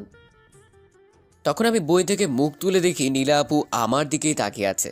আমি বললাম, কিছু কি বলবেন? না। পরক্ষণে আবার নীলা আপু বলে উঠল, অ্যাটলিস্ট একটা ধন্যবাদ তো দিতে পারতিস নাকি? কেন? কেন মানে, আমি এত কষ্ট করে পানি এনে দিলাম, একটা ধন্যবাদ তো দেওয়া উচিত, তাই না? ও ধন্যবাদ। তারপর আমি আবারও বইয়ের দিকে চোখ দিলাম। তখন নীলা আপু আবারও বলে উঠল, আচ্ছা কি পড়ছিস? বই। সেটা তো আমিও দেখতে পাচ্ছি। তাহলে জিজ্ঞেস করছেন কেন? আজব তো, এভাবে কথা বলছিস কেন? আমি আবার কিভাবে কথা বললাম? ধুর। বিরক্তি নিয়ে রুম থেকে চলে গেল। আমি বসে বসে মুচকি মুচকি হাসতে লাগলাম। হ্যাঁ যাক, প্রতিশোধ ঠিকঠাকভাবে নেওয়া গেছে। এখন বুঝবে ফুচকার দোকানে আমার কেমন লাগছিল। কেন জানি না, খুব মজা লাগছে। আর নিজেকে ধরে রাখতে পারলাম না। বিছানার উপর উঠে নাচানাচি শুরু করে দিলাম। হঠাৎ করে দরজার দিকে চোখ পড়তেই কাঠ হয়ে গেলাম। নীলা আপু অবাক হয়ে চোখ বড় করে আমার দিকে তাকিয়ে আছে। নীলা আবার এখানে কি করতে এলো? আমি আবার বিছানার উপর চুপ করে বসে পড়লাম। তার বইটা হাতে নিয়ে ওটাতেই মুখ গুজলাম। গাটা একটু কাত করে দেখলাম নীলা আপু একদম বিছানার ধারে এসে দাঁড়িয়ে আছে। তাকে দেখি মুখে আবার মুচকি হাসি। যেটা ভয় ছিল ঠিক সেটাই হলো। নীলা আপু আমাকে জিজ্ঞেস করলো, লাবিব, তুই এতক্ষণ কি করছিলি রে? কই না তো, কিছু না। আচ্ছা তাই? আপনি আবার এখানে কি করতে আসছেন? তোর মা পাঠালো, নিচে গিয়ে খাবার খেতে বলেছে। নাকি খাবারটাও উপরে এনে দিয়ে যাব? না থাক, আমি নিচে গিয়েই খাবো। আপনি যান, আমি আসছি। ঠিক আছে, আয় তাহলে। আর শোন, নেক্সট টাইম দরজাটা লাগিয়ে নিস, কেন? কারণ এরকম নাচ দেখে মানুষ হার্ট অ্যাটাক করতে পারে। কথাটা বলে উচ্চস্বরে হাসতে হাসতে চলে গেল। আমাকে এরকম একটা অপমান করবে ভাবতেই পারিনি, কিন্তু এরকম হৃদয় কাড়া হাসি শুনে কেউ আর রাগ করে থাকতে পারে না, কেউই না। যাই হোক, আমি খাবার টেবিলে আসতেই দেখি নীলা আপু খাবার টেবিল ছেড়ে উঠে যাচ্ছে, আর বাকিরা সবাই অট্টহাসি দিতে ব্যস্ত। অতঃপর এখানে কি হচ্ছে বোঝার চেষ্টা করলাম, কিন্তু কিছু বুঝতে না পেরে টেবিলে গিয়ে বললাম, জেঠিমা, আমাকে খাবার দিতেই দাদু জিজ্ঞেস করলো, তা দাদু ভাই, তোমার পরীক্ষা যেন কবে থেকে? এই তো পরের সোমবারে। ও, তাহলে তো আর কয়েকটা দিন মাত্র। তো প্রস্তুতি কেমন? জি, মোটামুটি ভালোই। তা পরীক্ষা শেষ হবে কবে? কোনো রকম সমস্যা না হলে মোটামুটি 15 দিন। আচ্ছা, তাহলে তো খুবই ভালো হয়। এরপর দাদু বাবা আর জেঠুকে উদ্দেশ্য করে বলল, তোরা তাহলে সব কিছু তৈরি করা শুরু কর এখন থেকেই। আর তো মাত্র কটা দিন। ক্যাটারিং নিয়ে তোদের চিন্তা করতে হবে না, ওটা আমার বন্ধু মালেক দেখে নিবে। ওর অনেক ভালো জানাশোনা লোক আছে। তোরা বরং অন্যান্য দিকটা দেখ, আমি নেমন্তন্নের দিকটা দেখছি। বাবা আর জেঠু মাথা ঝাঁকালো। আমি অবাক হয়ে দাদুকে জিজ্ঞেস করলাম, বাসাতে কি কোনো অনুষ্ঠান আছে দাদু? আছে তো। কিন্তু কিসের অনুষ্ঠান? তখন মা পিছন থেকে বলল। কিসের আবার বিয়ের অনুষ্ঠান? আমি হকচকিয়ে বললাম, বিয়ে? কার বিয়ে? কার আবার? আমাদের নীলার। কি, নীলা আপুর বিয়ে? হ্যাঁ, এতটা অবাক হচ্ছিস কেন? আমাদের মেয়ে যখন বড় হয়েছে তখন বিয়ে তো দিতেই হবে। কতদিন আর এভাবে বসিয়ে রাখবো? হ্যাঁ, তা ঠিক আছে, কিন্তু কার সাথে? তখন জেঠিমা বলল, আরে সেটা বড় কথা না, বড় কথা হলো নীলার ছেলেটাকে পছন্দ হয়ে গেছে। এতদিন কত সম্বন্ধ এলো, কিন্তু নীলার কাউকে পছন্দ হয়নি, কিন্তু এবারে এক কথায় রাজি।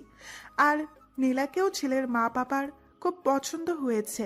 তারা চাইছে যত দ্রুত সম্ভব নীলাকে তাদের ছেলের বউ করে নিতে। আর ছেলে?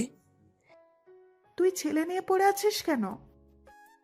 তার মানে ছেলেরা কি নীলা আপুকে পছন্দ হয়েছে? আরে এমন কোনো ছেলে আছে যে আমাদের নীলাকে পছন্দ করবে না? তাছাড়া ছেলের মা বাবাও বলেছে যে আমাদের পছন্দ মানে ছেলের পছন্দ। কত ভালো ছেলে বল, আজকাল কি এমন ছেলে পাওয়া যায়? আমার নীলাটা খুব ভাগ্যবতী। আমি শিওর এই ছেলে আমার মেয়েকে অনেক ভালো রাখবে। ও। আমি মাথা নিচু করে আমার খাবার খেতে লাগলাম। বাকিরা নিজেদের মধ্যে কথা বলছে। কি হলো এটা? নীলাপুর বিয়ে ঠিক হয়ে গেছে, আর নীলাপুর আছি। ভালোই। আমার তাতে কি? আমার এসব নিয়ে ভেবে কি করব? এসব বলে নিজেকে বোঝাচ্ছি ঠিকই, কিন্তু কোথায় যেন একটা অস্বস্তি অনুভব হচ্ছে। খাবার শেষে সোজা চলে এলাম, বিছানা এসে চুপ করে বসে আছি। না, আসলে আমি ভুল ভাবছি। বারবার একই ভুল কেন করছি? আসলে এখানে এসে নীলাপুর ব্যবহারে আমি অনেক কিছুই ভেবেছিলাম। ভালোই হয়েছে, এত তাড়াতাড়ি ভুলটা ভেঙে গেছে। রুমে আর ভালো লাগছে না, তাই ছাদে চলে আসলাম। ছাদের মধ্যে এসে অন্যদিকে তাকিয়ে রইলাম। আবার সেই কষ্টটা নাড়া দিয়ে উঠল। কেন সব ভাবতে লাগলাম? হঠাৎ ছাদের অন্যদিকে চোখ গেল। দেখি নীলাপু ছাদের ব্যালকনিতে হেলান দিয়ে ফোন টিপছে। হয়তো আগে থেকে এখানে এসেছে, নয়তোবা আমার পরে। এলো তো এলোই, আমাকে দেখলোই না। ভেবেছিলাম আজকে নীলাপুকে নিলয়ের ব্যাপারটা জিজ্ঞেস করব, কিন্তু এখন আর তা জানার ইচ্ছে নেই। জেনেই বা কি করব? দেখে মনে হচ্ছে কারোর সাথে মন দিয়ে চ্যাটিং করছে। থাক, আর ডিস্টার্ব না করি। যেই ছাদ থেকে নিচে নামতে যাব তখনই নীলাপু ডাক দিল আমাকে। মুখে দেখি হাসি লেগে আছে। বাহ, নিজের বিয়ের খবর শুনে এত খুশি? নীলাপুর আমার কাছে এসেই হাসি মুখে জিজ্ঞেস করলো, কিরে, ছাদে কখন এলি? আবার চলেও যাচ্ছিস? এই তো হাওয়া খেতে এসেছিলাম। হাওয়া খাওয়া হয়েছে, তাই রুমে যাচ্ছি, অনেক পড়া আছে। ও, তোর তো আবার কিছুদিন পর পরীক্ষা। যা, পড়তে বস গিয়ে। কোনো সমস্যা হলে আমাকে বলবি। আচ্ছা।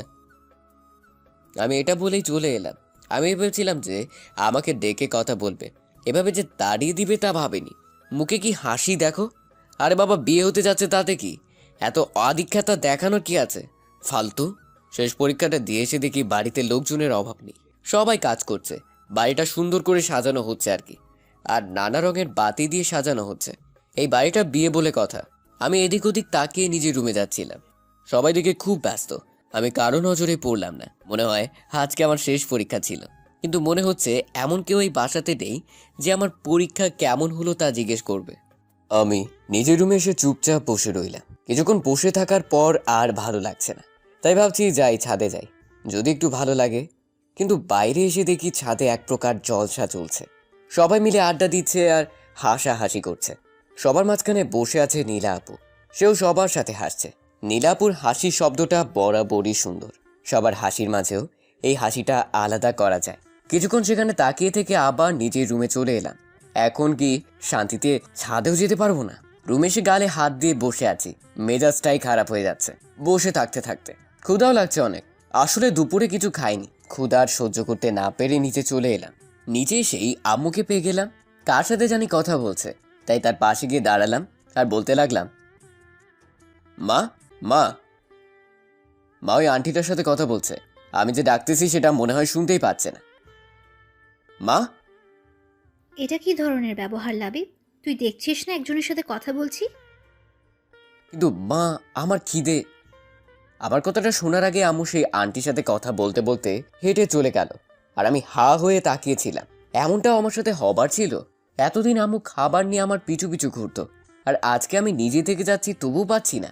মনে হচ্ছে না এটা আমার নিজের বাড়ি আর বাড়ির মানুষগুলো আমার আপনজন। সবাই আজকে এতটা ব্যস্ত যে আমাকে ভুলেই গেছে। কিছুক্ষণ ছন্নছাড়া হয়ে এদিক সেদিক ঘুরলাম, যদি আমার মুখ দেখে কারোর মায়া হয় আর কি। না, একে তো খালি পেট, তার উপর আবার এই কোলাহল, ভালো লাগছিল না। তাই আমার নিজের রুমে চলে এলাম।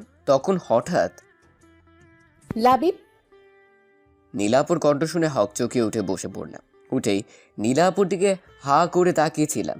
নীলাপু এখন বউ সাজে আছে, শুধু ঘোমটাটাই নেই মাথায় তার। অনেক সুন্দর লাগছে এই সাজে তাকে।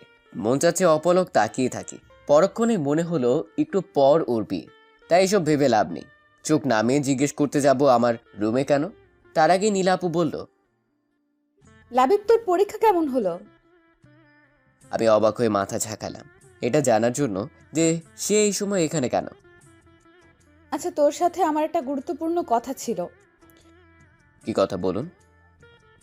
আসলে কি করে যে বলবো, সমস্যা নেই, বলেন। আসলে আরে নীলা, তুই এখন এখানে কি করছিস? দরজার কাছ থেকে মা এই কথাটা বলল। মার দিকে তাকাতেই নীলা আপু চমকে উঠল আর বলল, আসলে ওর সাথে আমার কিছু কথা বলার ছিল, সেই জন্যই। এখন আবার কি কথা তোর? পরে অনেক সময় পাবি কথা বলার জন্য, তখন বলিস। এখন যা, নিজের রুমে যা। নীলা আপু আর কিছু না বলে আমার দিকে একবার তাকিয়ে মাথা নিচু করে চলে গেল। তখন মা আমার দিকে তাকিয়ে একটা হাসি দিয়ে বলল, নে, জলদি এগুলো পরে রেডি হয়ে নে। আমি মার হাতের দিকে তাকিয়ে দেখি বড়ের শেরওয়ানি আর পায়জামা। আমি অবাক হয়ে মার দিকে তাকালাম। তখন মা একটা মুচকি হাসি দিল। মায়ের সেই হাসিতে যেন আমি আমার সব উত্তর পেয়ে গেলাম। সাথে সাথে আমি আবেগে মাকে জড়িয়ে ধরলাম। তখন মা আমার কপালে একটা চুমু দিয়ে বলল, জলদি রেডি হয়ে নিচে চলে আয়, সবাই অপেক্ষা করছে। মা চলে যাওয়ার পর নিজে নিজেই হাসতে লাগলাম। তার মানে এতদিন বাসার সবাই আমার সাথে গেম খেলছিল, আর নীলাও কম কিছু করেনি। আমি এতদিন বোকার মতো অসহায় হয়ে সবকিছু সহ্য করে গেছি। এখন আমি নীলার পাশে বরের বেশে বসে রয়েছি। কখনো ভাবতেও পারিনি এই দিনটা আসবে। অন্যান্য লোকেরা আমাদের সামনে বসে আছে আর আমার নিকটে বসে আছে কাজী। এক ধরনের অসাধারণ অনুভূতি হচ্ছে। স্বপ্নের ভাবতে পারিনি নীলা আর আমার বিয়ে হবে। কাজী সাহেব নিজের কাজ করে যাচ্ছেন। অবশেষে বিয়ের কাজটা ঠিকভাবেই সম্পন্ন হলো। সবাই নীলাকে ঘরে নিয়ে যায়। একটু পর দাদু কাছে এলো আমার, আর নানা কথা বলতে লাগলো। আমি শুনেই যাচ্ছি। কিছুক্ষণ পর বিরক্ত হয়ে গেলাম। বুড়ো কথা বলছে তো বলেই যাচ্ছে। অবশেষে বুড়োর কথা থেমেছে। রাত 12টা বাজে। আমি দৌড়ে নীলার ঘরের সামনে গেলাম। মানে এটাই এখন আমাদের বাসর ঘর। আমি দরজার সামনে এসেই কয়েকটা বড় বড় নিঃশ্বাস ছাড়লাম। কয়েক সেকেন্ডেই যেন হার্টবিট ডাবল হয়ে গেছে, বুকটা ধড়ফড় করছে। যাই হোক, সাহস করে দরজা খুলতে গেলাম। কি, দরজা তো খুলছে না, মনে হয় ভিতর থেকে লক করা। কিন্তু বাসর ঘরে তো বরের ঢোকার আগে দরজা লক হয় না। আবার চেষ্টা করলাম কিন্তু দরজা খুলছে না, তাই বাধ্য হয়ে দরজায় টোকা দিলাম। বেশ কিছুক্ষণ অপেক্ষা করার পর দরজাটা খুলে গেল। দরজা একটু ফাঁক হতেই আমি ভিতরে ঢুকে পড়লাম। গিয়েই হা করে দাঁড়িয়ে রইলাম। আমার বউ গেল কই? না মানে বউ আছে কিন্তু বউ আর বউ নেই। আমাকে এভাবে তাকিয়ে থাকতে দেখে সামনে দাঁড়িয়ে থাকা নীলা বলল, কিরে, এভাবে তাকিয়ে আছিস কেন? কি হয়েছে? তোমার বউয়ের সাজ কোথায়? ও আসলে ভীষণ অস্বস্তি হচ্ছিল, তাই খুলে ফেলেছি। তুই তো জানিস আমি এসবে কমফোর্টেবল না। ও আচ্ছা, আর একটু অপেক্ষা করলে কি হতো? অন্তত আমার জন্য একটু সহ্য করতেন। নীলার কিছু না বলে ঘুরে বিছানায় গিয়ে বসে পড়ল। দুজনেই চুপচাপ বসে রয়েছি, কেউ কিছু বলছি না। নীলাকে দেখে খুব চিন্তিত মনে হচ্ছে, তাই আমি জিজ্ঞেস করলাম, কি হয়েছে? তোমাকে এমন দেখাচ্ছে কেন? কোনো সমস্যা? নীলা না সূচক মাথা নাড়িয়ে চুপ করে বসে আছে, আর কিছু একটা ভাবছে মনে মনে। আমি ওর দিকে ঘেঁষে বসে ওর হাতটা ধরলাম। নীলা আমাকে অবাক করে দিয়ে হাতটা ছাড়িয়ে নিয়ে উঠে দাঁড়ালো, আর এক নাগারে বলতে লাগলো, সরি লাবিব, আমাদের মাঝে কিছু হওয়া সম্ভব না। আমি তোকে স্বামী হিসেবে মেনে নিতে পারবো না। মানে কি? আমি কথাটা শুনে দাঁড়িয়ে পড়লাম। নীলা অন্যদিকে মুখ করে দাঁড়িয়ে আছে। আমি অবাক হয়ে, কি বলছো এসব? I am sorry Labib, but তোকে স্বামী হিসেবে মেনে নেওয়া আমার পক্ষে সম্ভব না। তুমি আমার সাথে মজা করছো নাকি? এটা কি কোনো মজা করার সময়? আমি কোনো মজা করছি না, আমি সিরিয়াস। কথাটা বলে নীলা আমার দিকে ঘুরে তাকালো। ওর চোখে জল ছলছল করছে। ওকে দেখে মনে হচ্ছে ও সিরিয়াস, কিন্তু কেন? এত সব কিছু হয়ে যাবার পর এমনটা কেন? আমি যতটা জানি, নীলার এই বিয়েতে যথেষ্ট সম্মতি ছিল, যার কারণে আজকে আমাদের বিয়ে হয়েছে। দেখো, আমি সত্যিই বুঝতে পারছি তুমি কি বলছো, কিন্তু এখন এসব বলার মানে কি? আর কেনই বা বলছো? আমি সরি লাবিব। আর কাঁদছো কেন? বিশ্বাস কর, আমি তোকে কষ্ট দিতে চাইনি, আর ঠকাতেও চাইনি। আমি অনেক চেষ্টা করেছিলাম। মানে কি? কি হয়েছে একটু বলবে? আর এই কান্নাকাটি বন্ধ করো। আমি সরি। বুঝতে পারছি না আমি কি করব। এখন তো আমার কাঁদা উচিত, কিন্তু এ কেন কাঁদছে? তখন নীলা চোখ মুছতে মুছতে বলল, তোর মনে আছে বিয়ে হওয়ার আগে তোর রুমে গিয়েছিলাম? আছে। তুমি কিছু একটা বলতে চাইছিলে, কিন্তু আম্মু আশায় আর বলতে পারোনি। হ্যাঁ, আসলে নিলয়। কি আবারই নিলয়? এখানে আবার নিলয় কোথা থেকে আসলো? নিলয় এখন হসপিটালে আছে। ও, খুবই দুঃখজনক। কিন্তু হসপিটালে থাকার সাথে আমাকে না মেনে নেওয়ার কি কারণ? কারণ আছে। কি কারণ? আজকে ও শুধু হসপিটালে আমার কারণেই আছে। আমার কারণেই ওর অ্যাক্সিডেন্ট হয়েছে। তোমার কারণে মানে? নিলয় আমাকে এখন ভালোবাসে, আরও চায়নি আমি বিয়ে করি, কিন্তু এক মিনিট, কিসের ভালোবাসা? নিলয় কে হয় তোমার বিয়ে নিয়ে কথা বলার? ও নিজেই তো বিবাহিত। না, নিলয় বিয়ে করেনি। বিয়ে করেনি মানে? তুমি তো বলেছিলে ও বিয়ে করেছে। আর বিয়ে যদি না করে থাকে, তাহলে ওই মেয়েটা কে ছিল? আসলে ব্যাপারটা একটু জটিল। নিলয়ের একটা যমজ ভাই আছে যার নাম নীল। আমিও সেটা জানতাম। কিছুদিন আগে নিলয় জানিয়েছিল, কিন্তু আমি বিশ্বাস করিনি। বিশ্বাস করলে হয়তো আজকে এত কিছু হতো না। কথাটা বলেই আবার কান্না শুরু করলো। আবার নীলের যমজ ভাইয়ের কথা শুনে কেমন যেন জট বেঁধে গেল। তখনই আমি বললাম, তার মানে তুমি বলতে চাচ্ছ ওই মেয়েটা নীলের বউ আর নিলয়ের ভাবি? আমি প্রথমে নিলয় আর ওর ভাবিকে একটা রেস্টুরেন্টে দেখেছিলাম। নিলয়ের সাথে অন্য মেয়েকে দেখে আমার রাগ উঠে যায়। তাই আমি ওদের সামনে যাই আর জিজ্ঞেস করি যে এই মেয়েটাকে।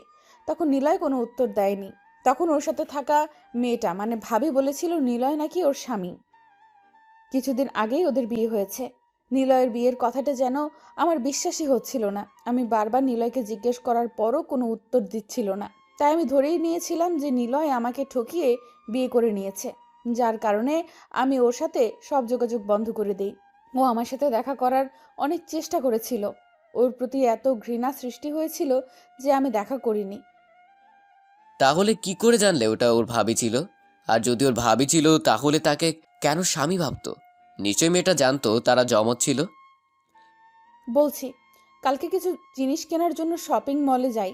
এখানেই নিলয়ের মুখোমুখি হই, তাই বাধ্য হয়েই ওর কথা আমাকে শুনতে হয়েছিল। আসলে নিলয়ের ভাই নিলয় বাইরে থেকে লেখাপড়া করেছে। ওখানে থাকতেই নাকি ওর ভাইয়ের একটা মেয়ের সাথে রিলেশন হয়। দেশে আসার পরেই ওদের বিয়ে হয়, কিন্তু বিয়ের কয়েকদিন পর নাকি নীল মারা যায়। আর ওই মেয়ে নীলের মৃত্যুতে মেন্টালি ডিসেবল হয়ে পড়ে আর নিলয়কে তার স্বামী ভাবতে শুরু করে দেয়। ডাক্তারের কথা অনুসারে নিলয় নীল হিসেবে অভিনয় করে যাচ্ছে ওর ভাবিকে সুস্থ করতে। ওই দিন আমি নিলয়ের কোনো কথাই বিশ্বাস করিনি, কারণ নিলয় আমাকে কখনো ওর যমজ ভাইয়ের কথা বলেনি। আসার সময় ওকে আমি আমার বিয়ের কথা বলে দিয়েছিলাম আর আমাকে ডিস্টার্ব করতে বারণ করেছি। আর আজকে অন্য একটা নাম্বার থেকে নিলয় আমাকে ফোন দেয়, আমাকে অনেক বোঝানোর চেষ্টা করে, কিন্তু আমি ফোন রেখে দেই। তারপর আমার ফোনে অনেকগুলো ছবি আসে নিলয়ের নাম্বার থেকে। এই দেখ।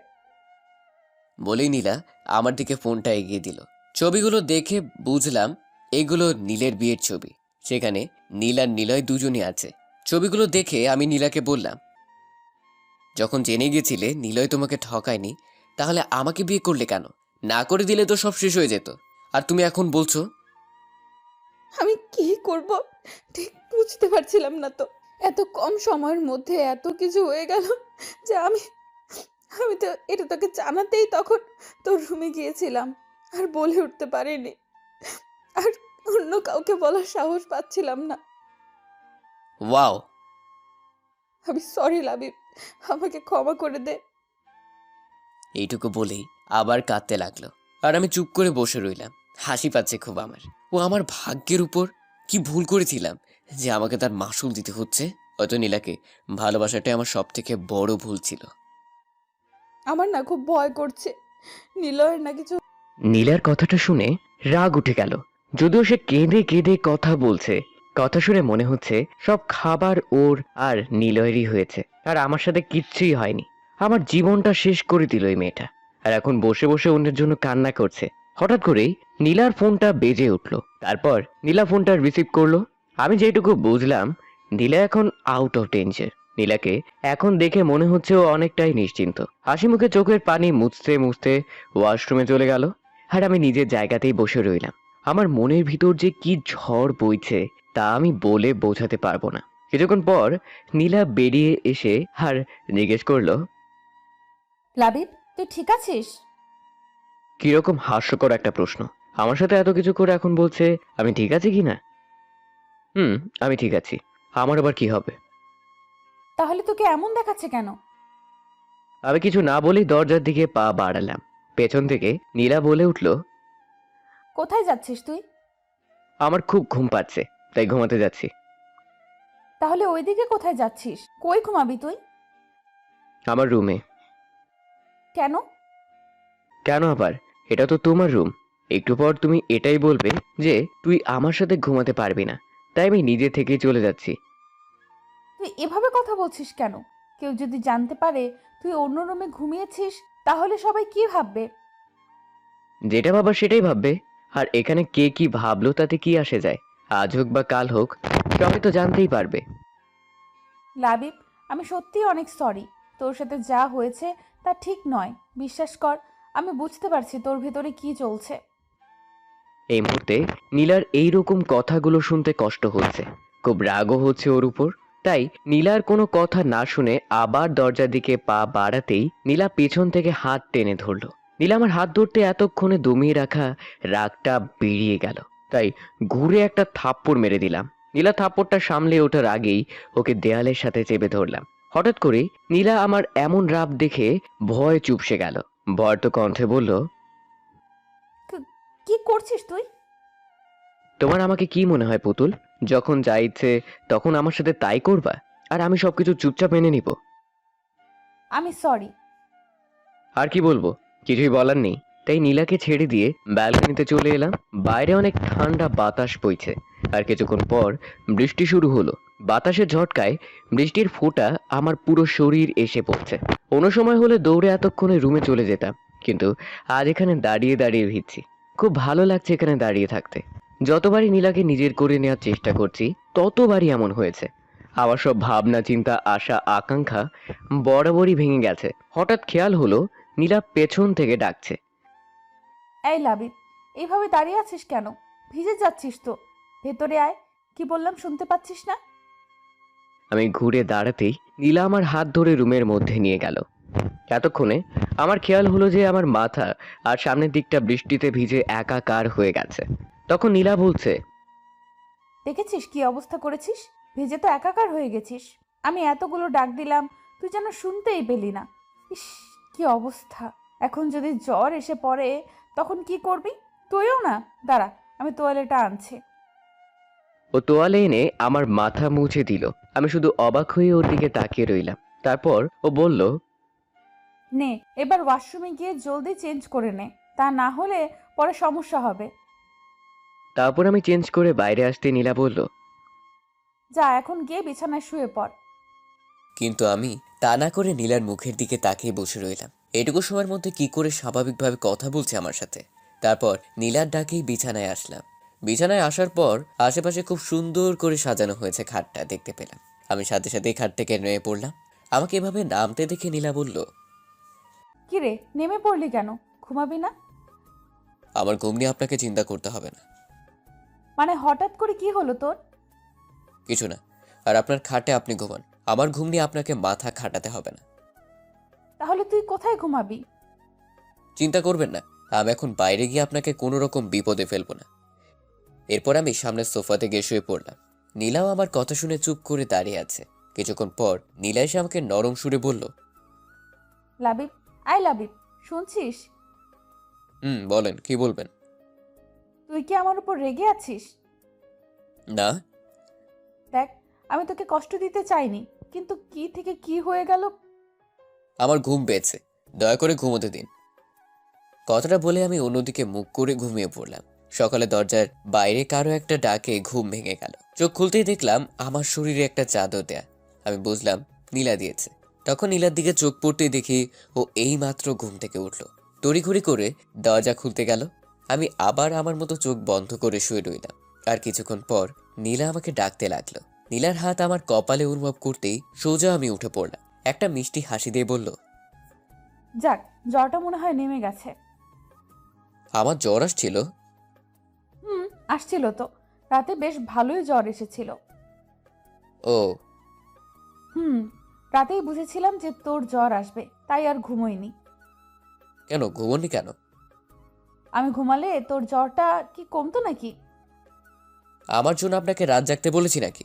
এছাড়া এই জ্বর আমার কাছে নতুন কিছু না। আরে, এটা কি ধরনের কথা? তোকে ওভাবে কষ্ট পেতে দেখবো নাকি? ও আচ্ছা, আমার কষ্ট নিয়ে আপনি এতটা ভাবেন? অনেক ধন্যবাদ আপনাকে। নীলা আমার কথার খোঁচাটা বুঝতে পেরে চুপ করে মাথা নিচু করে বলল, এভাবে বলছিস কেন? আমি তো ইচ্ছে করে তোর সাথে এমনটা করিনি। তো একবারও বলিনি আপনি ইচ্ছে করে এমনটা করেছেন। এটা আমার ভাগ্যে ছিল, আপনার কোনো দোষ নেই। লাবিব দেখ, আমরা চাইলে কিন্তু ব্যাপারটা সহজ করতে পারি। আপনার কাছে এই ব্যাপারটা যতটা সহজ মনে হচ্ছে, আমার কাছে এই ব্যাপারটা ততটাই কঠিন। অবশ্য আপনি এটা বুঝবেন না। বুঝলে হয়তো এমনটা আমার সাথে হতো না। লাবিব, আপনি চিন্তা করবেন না, আর আপনি নিশ্চিন্ত থাকতে পারেন যে আমি আপনাকে কখনো আটকাবো না, আর আটকানোর চেষ্টাও করব না। আপনি যখনই চান তখনই আপনি নিলয়ের কাছে যেতে পারেন। আর একটা কথা, ভবিষ্যতে আমার প্রতি আর দয়া দেখাতে আসবেন না, ওইটা আরো বেশি কষ্ট দেয়। নীলা কিছু বলতে যাচ্ছিল, কিন্তু আমি সোজা ওয়াশরুমে চলে আসলাম। ফ্রেশ হয়ে আসতে নীলা বলল, আমাদের নিচে যেতে বলে গেছে, তুই দাঁড়া, আমি আসতেছি। তারপর নাস্তা করে ড্রয়িং রুমে বসে আছি বাকি সবার মতো। বাকি সবাই বলতে দাদু আর জেঠুই বসে আছে। বাবা অফিসের জন্য বেরিয়ে গেছেন। আমি ফোন টিপছিলাম। বেশ কিছুক্ষণ পর দুদু আমাকে বলে উঠল, তা দাদু ভাই, কালকে তো তোমার পরীক্ষা ছিল। হুম। আসলে কালকে সব কিছু নিয়ে ব্যস্ত থাকার কারণে তোমাকে জিজ্ঞেস করতেই পারিনি। তা কেমন হয়েছে পরীক্ষা? ভালোই। দাদু ভাইয়ের মনটা খারাপ নাকি?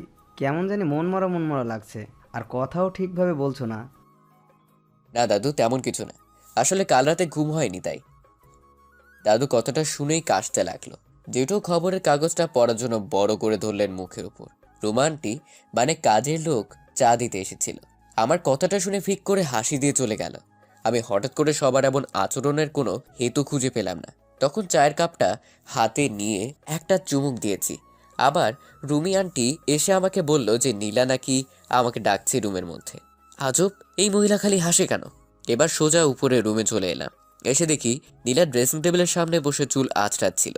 তখন আমি কাছে গিয়ে বললাম, আপনারা কি ডাকছিলেন? আসলে আমি একটু বের হব। সেটা আমাকে এভাবে ডেকে বলার কি আছে? আপনার ইচ্ছে হয়েছে আপনি যাবেন, না আসলে তোকেও আমার সাথে যেতে হবে। আমার কেন যেতে হবে? না, আমি তো এখন হুট করেই বাড়ির বাইরে বের হতে পারি না, তুই সাথে গেলে ভালো হতো। কিন্তু যাবেন কোথায়? হসপিটালে। আসলে হয়েছে, আমি বুঝতে পেরেছি, আর বলতে হবে না। তারপর আমি রেডি হয়ে নীলার দেওয়ার ঠিকানা অনুযায়ী হসপিটালে গেলাম। কিন্তু এখানে আসার পরই নীলা আমাকে অবাক করে দিয়ে আমি গাড়ি থেকে নামার আগে সে দৌড়ে হাসপাতালের ভেতরে চলে গেল। মনে হচ্ছে আমার কথা ভুলেই গেছে। নীলা চলে যাওয়ার পর আমি গাড়িতেই বসে রইলাম। ভেবেছিলাম ওর সাথে ভিতরে যাব, কিন্তু আমার সাথে যে এমন ব্যবহার করবে ভাবতেও পারিনি। যাকে আমারও ওখানে যাওয়ার কোনো শখ নেই।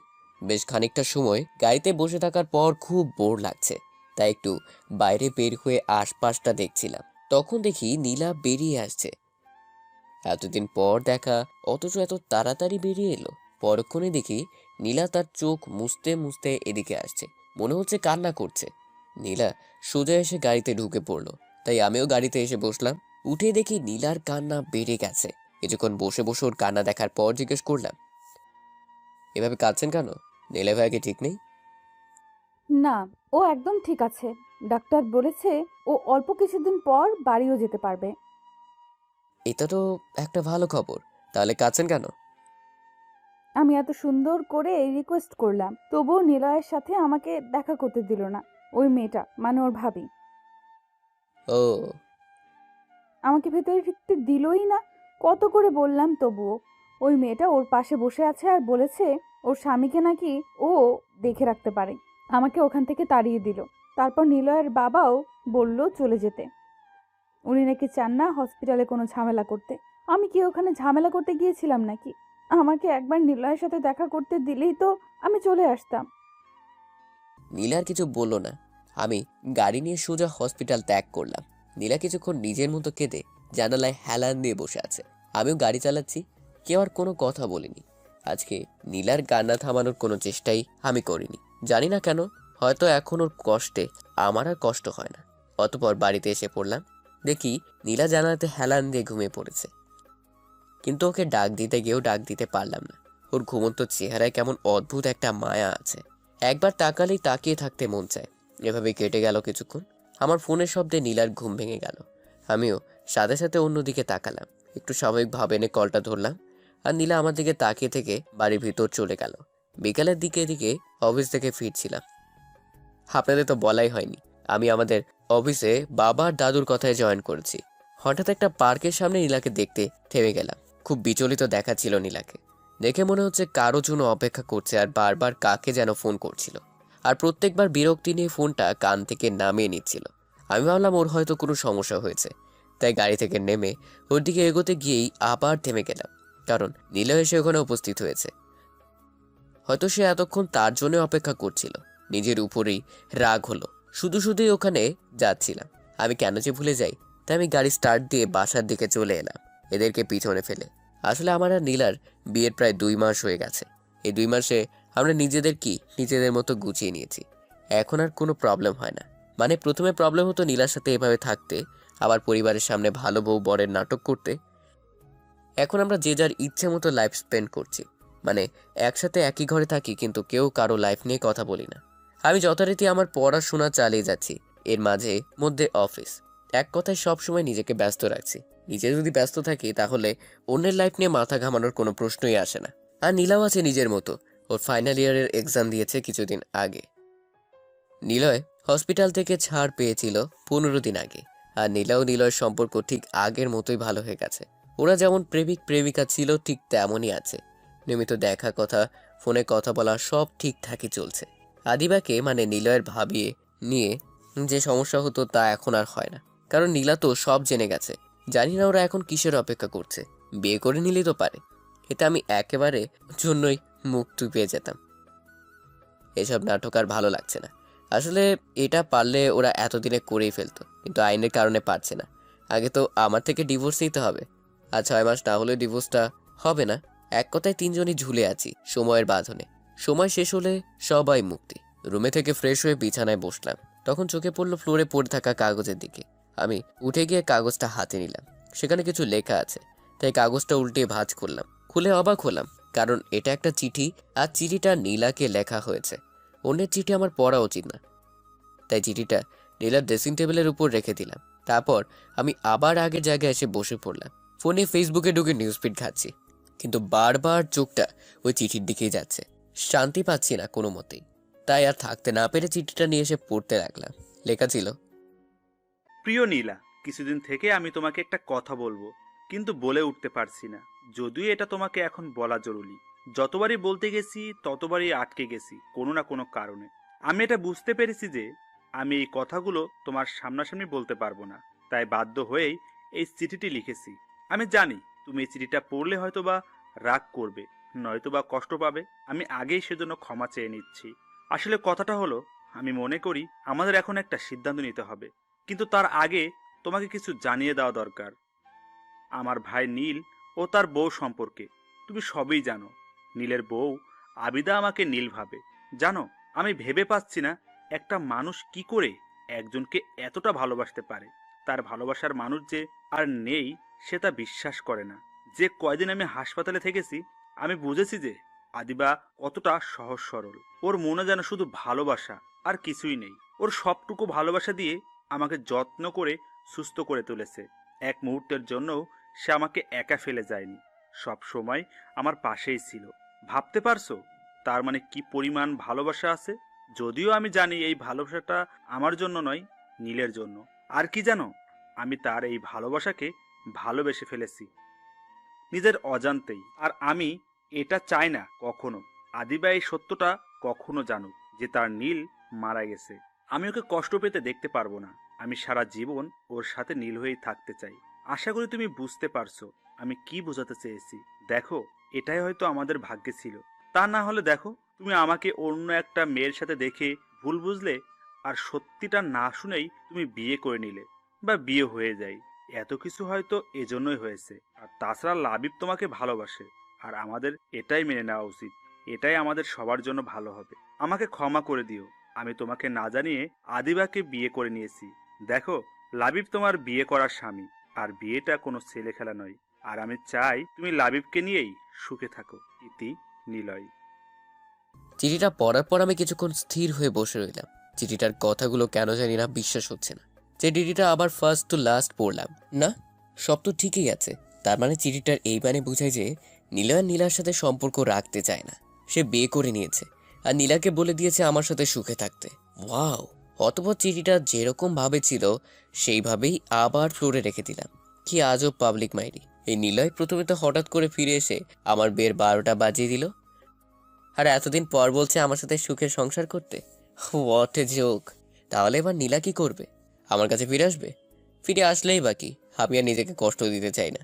এমনিতেই এই মেয়ে আমার 16 আনা জীবনের 12 আনাই ধ্বংস করে, বাকিটা আঁকড়েই আমি বেঁচে আছি। আর নয়, কিন্তু নীলা কি এত কিছু এত সহজে মেনে নেবে? মনে হয় না। আমি কেন এত চিন্তা করছি?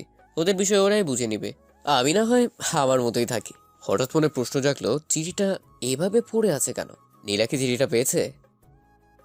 না না, চিঠিটা যখন নীলার জন্য এসেছে তখন সে নিশ্চয়ই পেয়েছে। আর এই জন্য হয়তো নীলা বাইরে ওই পার্কে গেছে নীলার সাথে দেখা করতে। যদি তাই হয় তবে সে এই চিঠিটা এভাবে কেন রেখে গেল? অন্য কেউ যদি এটা দেখতে পেত তাহলে বড় ধরনের সমস্যা হতো। নাকি এটা ভুল করে এখানে পড়ে গেছে, কি জানি। অতঃপর আমি ওয়াশরুমে গেলাম ফ্রেশ হতে। চিঠিটা তার জায়গাতেই পড়ে আছে। কিছুক্ষণ বের হয়ে দেখি নীলা চলে এসেছে। হাত মুখ দিয়ে মুখ ঢেকে বিছানার কিনারায় বসে আছে। আমি কাছে গিয়ে হালকা একটু কাশতে নীলা চমকে উঠে দাঁড়িয়ে পড়লো। কি হলো ওর? এভাবে চমকানোর কি আছে? তাকে দেখে ওর চোখ মুখ অন্যরকম হয়ে আছে, মনে হয় কেঁদেছে। তখন আমি জিজ্ঞেস করলাম, কোনো সমস্যা? নীলা শুধু মাথা নাড়িয়ে না উত্তর দিয়ে আবার আগের জায়গায় বসলো। আওয়ায় আমার দিকে কেমন করে যেন তাকিয়েছিল। আর তখনই আমার চোখ ফ্লোরের দিকে যায়, দেখি চিঠিটা নেই। মনে হয় নীলা রুমে এসে চিঠিটা কুড়িয়ে নিয়েছে। আমি পানি খাবার জন্য টেবিলের দিকে যাচ্ছিলাম, কিন্তু লক্ষ্য করলাম নীলা বারবার আমার দিকেই তাকাচ্ছে। ও কি বুঝে গেছে আমি চিঠিটা পড়েছি, নাকি অন্য কোনো কারণ? ওর এভাবে তাকানো আমার খুব অস্বস্তি লাগছিল, কিন্তু আমি নিজেকে যতটা সম্ভব স্বাভাবিক রেখে নিজের কাজে মন দিলাম। টেবিলে বসে বইয়ে মুখ গুজে বসে আছি সে অনেকক্ষণ ধরে, কিন্তু মনোসংযোগ দিতে পারছি না। তার কারণটা হলো নীলা। অন্যদিন এই সময়টা নীলা ঘুমায় নয়তো বই পড়ে, কিন্তু আজকে কিছুই করেনি, বসে বসে কি জানি ভাবছিল। তখন নীলা হঠাৎ করে উঠে বাইরে চলে গেল। তখন আমি ওর চলে যাওয়ার দিকে একবার তাকিয়ে আবার বইয়ে মন দিলাম। সকালে ঘুম থেকে উঠে খেয়ে দিয়ে আমি বেরিয়ে গেলাম। নীলাকে নিয়ে একটু ভাবনায় আছি এখনো। আসলে আমি ভেবেছিলাম নীলা কাল রাতে আমাকে কিছু হয়তো বলবে, কিন্তু কিচ্ছুই বলেনি। সম্পূর্ণ চুপচাপ ছিল। আর রাতে আমার ঘুম ভেঙে গিয়েছিল নীলার গলার আওয়াজে। উঠে দেখি নীলা ব্যালকনিতে দাঁড়িয়ে ফোনে কথা বলছিল খুব করুণ স্বরে, আর কান্নাও করছিল। আমি বুঝে নেই হয়তো নীলার সাথে কথাই বলছিল। কিছুক্ষণ পর নীলা ঘরে এসে আবার কান্নাকাটি শুরু করে। আমি ওর কান্না শুনতে শুনতেই ঘুমিয়ে পড়েছিলাম। সকালে ঘুম থেকে উঠে ওর সাথে আমার কোনো প্রকার কথা হয়নি। ক্যাম্পাসে বসে বন্ধুদের সাথে আড্ডা দিচ্ছিলাম। তখনই মা কল দিল। মা ফোন দিয়ে জলদি করে হাসপাতালে যেতে বলল। আমি কোনো প্রশ্ন করার আগেই মা ফোন কেটে দেয়। হাসপাতালে কেন? কারো কিছু হয়েছে নাকি? অতঃপর হসপিটালের দিকে রওনা দিলাম। হসপিটালে গিয়ে দেখি দাদু, বাবা মা, জেঠু সবাই দাঁড়িয়ে আছে, কিন্তু নীলা নেই। তাহলে নীলার কিছু হয়েছে নাকি? কথাটা ভাবতে আমার বুকের ভেতরটা কেমন জানি হুড়মুড়ি উঠল। আমি সবার সামনে পৌঁছাতেই জেঠিমা আমাকে জড়িয়ে ধরে কান্না করতে লাগলো। আমি ভ্যাবাচাকা খেয়ে দাঁড়িয়ে রইলাম। তখন জিজ্ঞেস করলাম কি হয়েছে। বলল নীলা সুইসাইড করেছে, আর ভিতরে তারই চিকিৎসা চলছে। আমি জেঠিমাকে ছাড়ি এক কোনায় গিয়ে দাঁড়িয়ে পড়লাম। নীলা আত্মহত্যা করতে গেল কেন? তাহলে কি ওই চিঠির কথাগুলোর জন্য করেছে? নীলার জন্য এত টান, ভালোবাসায় কি না হয়। আশেপাশে তাকিয়ে দেখলাম বাসার সবাই চিন্তিত। সবাই গম্ভীরভাবে ওটি রুমের দিকে তাকিয়ে আছে। আমার নীলার জন্য চিন্তা হচ্ছে কি না তা জানি না, তবে ভিতরে ভীষণ অস্থিরতা অনুভব করছি। শ্বাস যেন বন্ধ হয়ে আসছে। নীলা যে এমন একটা সিদ্ধান্ত নিবে তা আমি বুঝতে পারিনি। কিছুক্ষণ পর ডক্টর বেরিয়ে আসতেই দাদু এগিয়ে গেল আর জিজ্ঞেস করলো যে নীলা কেমন আছে। ডাক্তার হেসে উত্তর দিল যে নীলা একদম ঠিক আছে। এটা শুনে সবার মাঝে যেন আনন্দের স্রোত বয়ে গেল। যখন জেঠিমা এগিয়ে গিয়ে ডাক্তারকে বলল, আমি আমার মেয়ের সাথে দেখা করব। নিশ্চয় দেখা করবেন। আমরা তাকে অন্য একটা রুমে শিফট করে দিচ্ছি, তারপর দেখা করুন। রোগী যেন কোনো কিছুতেই অস্বস্তি না হয়, সেদিকে খেয়াল রাখবেন প্লিজ। তারপর ডাক্তার চলে যায়। তারপর নীলাকে অন্য একটা কেবিনে নিয়ে যাওয়া হলো। তখন সবাই ওর সাথে দেখা করার জন্য চলে যায়, কিন্তু আমি যাইনি। বাইরে দাঁড়িয়ে আছি। আমি গিয়েই বা কি করব আর কি বলবো? মনে হয় না এখানে আমার কিছু বলার অধিকার আছে। নীলা এখন সুস্থ আছে, এটাই অনেক। তখন মা এসে বলল, কি রে, তুই যাবি না নীলার সাথে দেখা করতে? হ্যাঁ যাবো তো। সবাই আসুক, দেখা করে তারপর যাচ্ছি। সবাই তো দেখা করেছে ওর সাথে, তুই ওর কাছে যা, ওর ভালো লাগবে। ও আচ্ছা। তবে নীলা এমন কাজ কেন করলো বলতো? সেটা আমি কি করে বলবো? নীলাই ভালো জানে, ওকে জিজ্ঞেস করো। আরে না, ডাক্তার ওকে এখন কিছু জিজ্ঞেস করতে না করেছে। আচ্ছা তুই ভেতরে যা, দেখিস আবার ওকে কিছু বলতে যাস না। ওর কাছ থেকে পরে শুনে নেব। হুম। বলেই নীলার কেবিনের ভিতরে গেলাম। দেখি জেঠিমা নীলার পাশে বসে আছে। আমাকে দেখে জেঠিমা নীলাকে আছি বলে বেরিয়ে গেলেন। আমি তখন এগিয়ে গিয়ে নীলার পাশে একটা চেয়ারে পেতে বসলাম। নীলা আমার দিকে একবার তাকিয়ে তারপর উপরের দিকে তাকিয়ে রইল। কিছুক্ষণ বসে থাকার পর আমি বললাম, এমন একটা কাজ কেন করলে? সে কোনো উত্তর না দিয়ে উপরের দিকে তাকিয়ে আছে। আমি বললাম, আমি কিন্তু চিঠিটা পড়েছি। কথাটা শুনে নীলা আমার দিকে অবাক হয়ে তাকালো। তখন আমি বললাম, জানি অন্যের চিঠি পড়া ঠিক না। রুমে এসে দেখি নিচে চিঠিটা পড়েছিল, তাই পড়ে ফেলেছি। তার জন্য আমি সরি। নীলা আমাকে কিছু না বলে অন্যদিকে মুখ ঘুরিয়ে নিল। একটু পরে বুঝতে পারলাম ও নীরবে কাঁদছে। কি হলো, কাঁদছেন কেন? নীলয়ের জন্য? নীলা চুপ করে কান্না করেই যাচ্ছে। আপনি মরে গেলে বুঝি সব ঠিক হয়ে যেত? একবারও বাসার কারো কথা ভাবলেন না? জেঠিমার অবস্থা তো একেবারেই শোচনীয় হয়ে গিয়েছিল, আর বাসার সবাই খুব ভেঙে পড়েছিল। শত হলেও আপনি বাড়ির একমাত্র মেয়ে, বলতে গেলে সবার চোখের মণি। সবার তো কষ্ট হবে, তাই না? আর তুই? আমার আবার কি হবে? সবার মতো আমারও একটু চিন্তা হচ্ছিল আর কি। ও, এরপর দুজনেই চুপ করে আছি। কিছুক্ষণ এভাবে চলার পর আমি বললাম, আচ্ছা আমি আসি তাহলে, আপনি রেস্ট নিন। নীলার কোনো উত্তরের অপেক্ষা না করে সেখান থেকে বেরিয়ে এলাম। লাবিব দাঁড়া, তোকে একটা কথা বলার ছিল। আমি রাতের খাবার খেয়ে উপরে যাচ্ছিলাম, তখনই পিছন থেকে মা ডাক দিয়ে বলল। তখন আমি দাঁড়িয়ে গিয়ে বললাম, বলো। তুই আগে এখানে এসে বস, তারপর বলছি। তাকে দেখি বাসার সবাই সোফাতে গিয়ে বসে আছে। কি ব্যাপার, সবাই একসাথে বসেছে? তা আবার আমাকে ডেকে বলছে কথা আছে। তখন আমি গিয়ে সবার সামনে দাঁড়িয়ে পড়লাম। সবার চেহারা ভীষণ গম্ভীর। তখন বাবা বলল, দেখ লাবিব, আমরা ঠিক করেছি তুই নীলাকে নিয়ে অন্য কোথাও ঘুরতে যা। আসলে মেয়েটা কিছুদিন আগে এমন একটা ঘটনা ঘটালো তারপর বাসাতে এসে এত কিছু হয়েছে, অথচ কারোর সাথে তেমন কথা বলছে না, সারাক্ষণ ঘরে বসে থাকে। তাই আমাদের মনে হয় অন্য কোথাও ঘুরে আসলে ওর মন ভালো হয়ে যাবে। তা না হলে এমনভাবে আর কতদিন? কিন্তু এখন আমি কি করে যেতে পারি? সামনে আমার পরীক্ষা, একটাও ক্লাস মিস করা যাবে না। এ কদিন ক্লাস না করলে কিছুই হবে না। মা, তুমি বুঝতে পারছো না আমার। আচ্ছা, তোর কি ক্লাস নীলার থেকে বেশি জরুরি? না আসলে কোনো কথা নয়, আমরা বড়রা মিলে যে সিদ্ধান্ত নিয়েছি সেটাই হবে, বাস। আচ্ছা, তোদের মাঝে সবকিছু ঠিক আছে তো? একে অপরকে নিয়ে খুশি না? তোদের মাঝে কি এখনো বনিবনা হয়ে ওঠেনি? তোদের দুজনের সম্মতিতে আমরা বিয়েটা দিয়েছিলাম, এখন যদি এমন করিস তাহলে। আরে মা, সবকিছু ঠিক আছে, কোনো সমস্যা নেই। আমি তো শুধু অনেক হয়েছে, তোমরা দুইজন কিছুদিনের জন্য ঘুরতে যাচ্ছ, এটাই ফাইনাল। আচ্ছা ঠিক আছে, আগে তোমরা নীলাকে জিজ্ঞেস করে দেখো সে যাবে কিনা। তারপর আমি ওখান থেকে চলে এলাম। আসলে নীলা হাসপাতাল থেকে বাসায় ফিরেছে আজ থেকে এক পক্ষকাল হতে চলল। নীলা এখন সুস্থ, তবুও বাসার সবাই ওকে নিয়ে টেনশনে আছে। কারণ নীলা বাসা ফেরার পর থেকে ভীষণ চুপচাপ থাকে, আর এই কয়দিনেও বাসা থেকে বের হয়নি। আর বাসার সবার মনে একটা প্রশ্নই রয়ে গেছে, যে নীলা এমন কাজ কেন করতে গিয়েছিল, কি এমন কষ্ট আছে ওর। মা তাকে জিজ্ঞেস করেছিল একবার, তবে কিচ্ছু বলেনি। টেবিলের খাবার টেবিলে রেখে সে উঠে গিয়েছিল, তাই আর কেউ তাকে কিছু জিজ্ঞেস করেনি। আর আমার সাথেও নীলার তেমন কথা হয়নি। আমি নিজে থেকে কখনো কিছু বলতে যাই না। কয়েকবার নীলা কিছু বলতে এসেছিল, তখন আমি এড়িয়ে গিয়েছিলাম। তবে একটা বিষয় আমাকেও কিঞ্চিত ভাবাচ্ছে, এই কয়েকদিনে নীলার চেহারা অনেকটাই ভেঙে গেছে। আমি রুমে না গিয়ে ছাদে গেলাম। এটা আমার এখন অভ্যেস, রাতের খাবার খেয়ে ছাদে আসা। ছাদে রাতের পরিবেশটা খুব ভালো লাগে আমার। আজকে বেশিক্ষণ ছাদে দাঁড়ালাম না, নিজের রুমে চলে এলাম। এসে দেখি মা রুমে নীলার সাথে কথা বলছিল। হয়তো আমাকে দেখে থেমে গেল। আমাকে দরজায় দাঁড়িয়ে থাকতে দেখে মা বলল, এতক্ষণ কোথায় ছিলি তুই? ছাদে ছিলাম। কেন, কোনো কাজ ছিল? এই রাতের বেলা তুই ছাদে কি করছিলি? নীলা একা একা রুমে বসে আছে। আমি কিছু বললাম না, চুপ করে আছি। তখন মা নীলাকে বলল, কি বললাম বুঝতে পারছিস তো? কাল সকালে আমাকে জানাবে কিন্তু। তাহলে আমি এখন যাই। মা চলে যাবার পর আমি আমার টেবিলে বসে পড়লাম। তখন নীলা পেছন থেকে বলল, কাকিমা বলছিল আমাদের দুজনকে কোথাও ঘুরতে পাঠাতে চায়। জানি, আমাকে একটু আগেই বলেছে। আর আমাকে বলল তোর সাথে কথা বলতে, কোথায় যাই তা কালকে জানাতে। কিন্তু তার আগে আমি জানতে চাই তুই কি যেতে রাজি আছিস?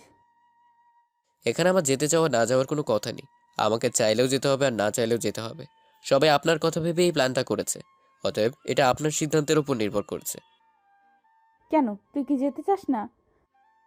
আমি তো বললামই, এখানে আমার মতামত ইম্পর্টেন্ট না। আপনি যেতে চাইলে আমাকেও যেতে হবে। তার মানে তুই যেতে চাস না? দেখুন, আমি একবারও বলিনি যে আমি যেতে চাই না। তুই এভাবে কথা বলছিস কেন? আমি কয়েকদিন থেকে লক্ষ্য করছি তুই আমাকে এড়িয়ে চলছিস। আমি কিছু বলতে গেলেই তুই কোনোভাবে সরে যাচ্ছিস। তুই কি আমাকে ইগনোর করছিস? আপনার হয়তো কোথাও একটা ভুল হচ্ছে। আমি আপনাকে ইগনোর করতে যাব কেন? আমার সে যোগ্যতা আছে নাকি? আর যদি আপনি ভাবেন যে আমি আপনাকে এড়িয়ে চলছি, তো আমাকে এখানে এটাই বলবো যে আমি আপনাকে সেই বিয়ের পর থেকে এড়িয়ে চলি। আর আপনিও তো এটাই চেয়েছিলেন। আমাদের মাঝে তো এমনটাই কথা হয়েছিল, কেউ কারো ব্যাপারে কোনো কথা বলবো না, আর যে যার মতো থাকবো। সময় হলে একে অপরকে মুক্ত করে দিব। আমি তো সেটাই মেনে চলছি। আর আজকে আপনার মনে হচ্ছে যে আমি আপনাকে এড়িয়ে চলি?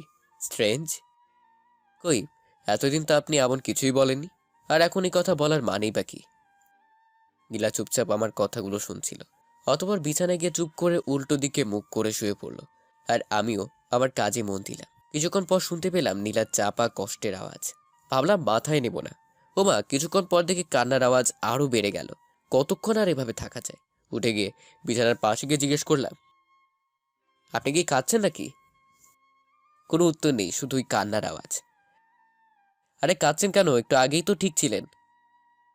তখন নীলা শোয়া অবস্থাতেই কাঁদতে কাঁদতে জবাব দিল, আমি কাঁদলে তোর কি? তুই জেনে কি করবি? হ্যাঁ, আমার আবার কি হবে? কাঁদছিলেন তাই জিজ্ঞেস করলাম, সরি। তারপর আমি আবার নিজের জায়গায় চলে এলাম। একটু পর দেখি নীলা চোখ মুছতে মুছতে ওয়াশরুমে চলে গেল। কিছুক্ষণ পর বেরিয়ে এসে আমার পিছনে দাঁড়িয়ে পড়লো মনে হয়। তখন আমি পিছন ফিরে বললাম, কিছু কি বলবেন? তুই তো আমাকে ভালোবাসতিস, তাই না? মানে? ভালোবাসতিস কিনা? কি হলো, কথা বলছিস না কেন? বাসতাম হয়তো। প্লিজ, এখানেও হেয়ালি করিস না। কিন্তু আপনি হঠাৎ করে এই প্রশ্ন কেন করছেন? জানিস, আমি এই কয়েকদিন অনেক ভেবেছি, আর এখন আমি আমার ভুলটা বুঝতে পেরেছি। তুই আমাকে সেই প্রথম থেকেই ভালোবেসে গিয়েছিলিস, আর আমি তোকে অবহেলা করে গেছি, অনেক কষ্ট দিয়েছি না রে তোকে। জানিস, আমি খুব কষ্ট করেই বুঝে গেছি তুই কতটা কষ্ট পেয়েছিস এতদিন, কিন্তু আমাকে কিছুই বলিসনি। কি করে সহ্য করতি তুই? আমি হেসে দিয়ে বললাম, আপনার আবার কি হলো? আমাকে ক্ষমা করে দে, আমি বুঝতে পারিনি। হঠাৎ করে নীলা আমাকে অবাক করে দিয়ে আমার পায়ে পড়ে গেল আর পা জড়িয়ে ধরে বলতে লাগলো, আমাকে ক্ষমা করে দে প্লিজ, আমি আমার ভুল বুঝতে পেরেছি, অনেক কষ্ট দিয়েছি তোকে। বিশ্বাস কর, আমিও এই কয়দিনে অনেক কষ্ট পেয়েছি, এখন আর আমি নিতে পারছি না। প্লিজ আমাকে ক্ষমা করে দে, প্লিজ। নীলা অনবরত কান্না করেই যাচ্ছে, আর আমি আকস্মিকতায় স্থির হয়ে দাঁড়িয়ে আছি। নীলা যে এভাবে আমার পা জড়িয়ে ধরে বসে পড়বে তা আমি ভাবতে পারিনি। তাই আমি সাথে সাথে বললাম, কি করছেন কি, আমার পা ছেড়ে দেন। আমি নীলার থেকে আমার পা ছাড়িয়ে নিয়ে একটু দূরে সরে এলাম। তখন নীলা নিচে বসে কাঁদতে কাঁদতে বলল, আমাকে ক্ষমা করে দে প্লিজ, আমি আর নিতে পারছি না। আমি কিছুক্ষণ নীলার দিকে তাকিয়ে রইলাম। নীলা ফ্লোরে বসে নিচের দিকে তাকিয়ে কান্না করেই যাচ্ছে। তখন আমি ওর কাছে গিয়ে ওকে দাঁড় করিয়ে জিজ্ঞেস করলাম, এসব কেন করছেন আপনি? ভালোবাসি। কি? হুম, কখন থেকে? যখন থেকে বুঝতে পেরেছি। আচ্ছা। তখন আমি হাসি মুখে মুচকি হেসে ওর থুতনিতে ধরে মুখটা তুলে জিজ্ঞেস করলাম, তো কতটা ভালোবাসো? আমার এমন ভাব দেখে সাথে সাথে আমাকে জড়িয়ে ধরে কাঁদতে কাঁদতে বলল, খুব খুব ভালোবাসি, সারা জীবন তোকেই ভালোবাসবো। নীলা আমাকে এভাবে জড়িয়ে ধরে দাঁড়িয়ে রইল। তখন আমি ওকে হঠাৎ করে একটা ধাক্কা দিয়ে বললাম, নাটক না, নাটক। আমাকে ভালোবাসো, আমি আর নিজেকে কষ্ট দিতে ভুলটি করছি না। অনেক কষ্ট পেয়েছি তোমাকে ভালোবেসে, কিন্তু এখন আর পারবো না। ভালোবাসা কোনো খেলার জিনিস না যে যেভাবে ইচ্ছা সেভাবেই খেলতে পারবে। নীলা খুবই অবাক হয়ে আমার দিকে তাকিয়ে রইল আর বলল, বিশ্বাস কর, আমি তোকে সত্যি অনেক ভালোবাসি, প্লিজ বোঝার চেষ্টা কর। একটা হাসি দিয়ে বললাম, আমি খুব ভালো করে বুঝতে পারছি আমি তোমার কাছে একটা সেকেন্ড অপশন ছিলাম। যখন তুমি নিলয়কে ভুল বুঝলে তখন আমার কাছে এসেছিলে, তারপর আমাকে আবার ছুটে ফেলে দিয়ে নিলয়ের কাছে চলে গেলে, আর এখন যখন নিলয় তোমাকে ছেড়ে চলে গেল তখন আমি তোমার একমাত্র অপশন হয়ে গেলাম। তাই আমার কাছে ফিরে আসতে চাইছো? এসব ভালোবাসা টালোবাসা কিচ্ছুই না, স্বার্থপরতা। কথাগুলো বলা শেষ করেই আমি রুম থেকে বেরিয়ে এলাম। নীলার দিকে একবারও তাকাইনি। সে কখন থেকে ছাদে বসে আছি তারপরও শান্তি পাচ্ছি না। এখনো মনের ভিতর নীলার কথাগুলো ঘুরপাক খাচ্ছে, আর সবকিছুর শেষে একটা কথাই আসছে, নীলাকে সত্যি আমাকে ভালোবাসে নাকি ওটাও ওর? লাবিব, ভাবনায় ছেদ পড়লো। পেছন থেকে কারো ডাকি, গলা শুনে বুঝে গেলাম নীলা। পিছন না ফিরে বললাম, আপনি এখানে কি করছেন? আগে বল, তুই এখনো রুমে না গিয়ে ছাদে কি করছিস? আমার এখানে ভালো লাগছে না, তাই বসে আছি। তাই বলে এত রাত পর্যন্ত? ঘড়িতে দেখেছিস কটা বাজে? রাত 2টা বাজতে চলেছে। তো কি হয়েছে? কি হয়েছে মানে? তুই রুমে আয়। যাব না বলছি না। একটা কথা আপনাকে কতবার বলবো, যান না, আপনি গিয়ে শুয়ে পড়ুন। আমি তো যাবই, কিন্তু তুই এখানে থেকে কি করবি শুনি? দাঁড়িয়ে থাকবো। সারা রাত দাঁড়িয়ে থাকতে পারবি? বোর হয়ে যাবি না? না। আচ্ছা ঠিক আছে, তাহলে আমিও না হয় তোর সাথে এখানেই দাঁড়িয়ে থাকবো। কথাটা বলে নীলা আমার বাম হাতটা জড়িয়ে ধরে কাঁধে মাথা রেখে বলল, তুই চাইলে সারা রাত থাকবো, শুধু তুই আর আমি।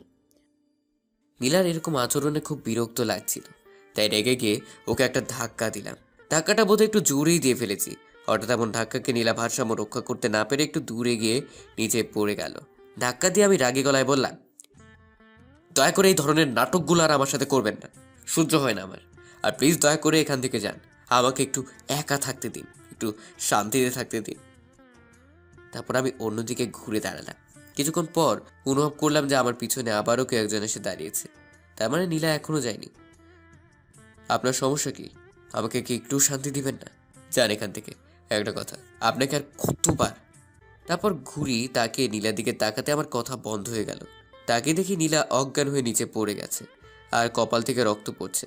আসলে তখন নীলাকে ধাক্কা দিয়েছিলাম, তখনই মনে হয় ওর কপালটা দেয়ালের সাথে ধাক্কা খায়, ও আঘাত পায়, তাই সে অজ্ঞান হয়ে পড়ে। কি করলাম আমি এটা? সাথে সাথে আমি নীলার কাছে গিয়ে ওকে ডাক দিলাম, কিন্তু সারা নেই। তাই নীলাকে আমি কোলে তুলে নিয়ে রুমে চলে এলাম আর বিছানায় শুয়ে দিলাম। তারপর চোখে পানি ছিটাতেই নড়ে উঠলো। চোখ খুলে আমার দিকে তাকিয়ে রইল এক দৃষ্টিতে। নিজেকে তখন অপরাধী মনে হচ্ছিল, তাই বললাম, সরি, আসলে আমি ইচ্ছা করে করিনি।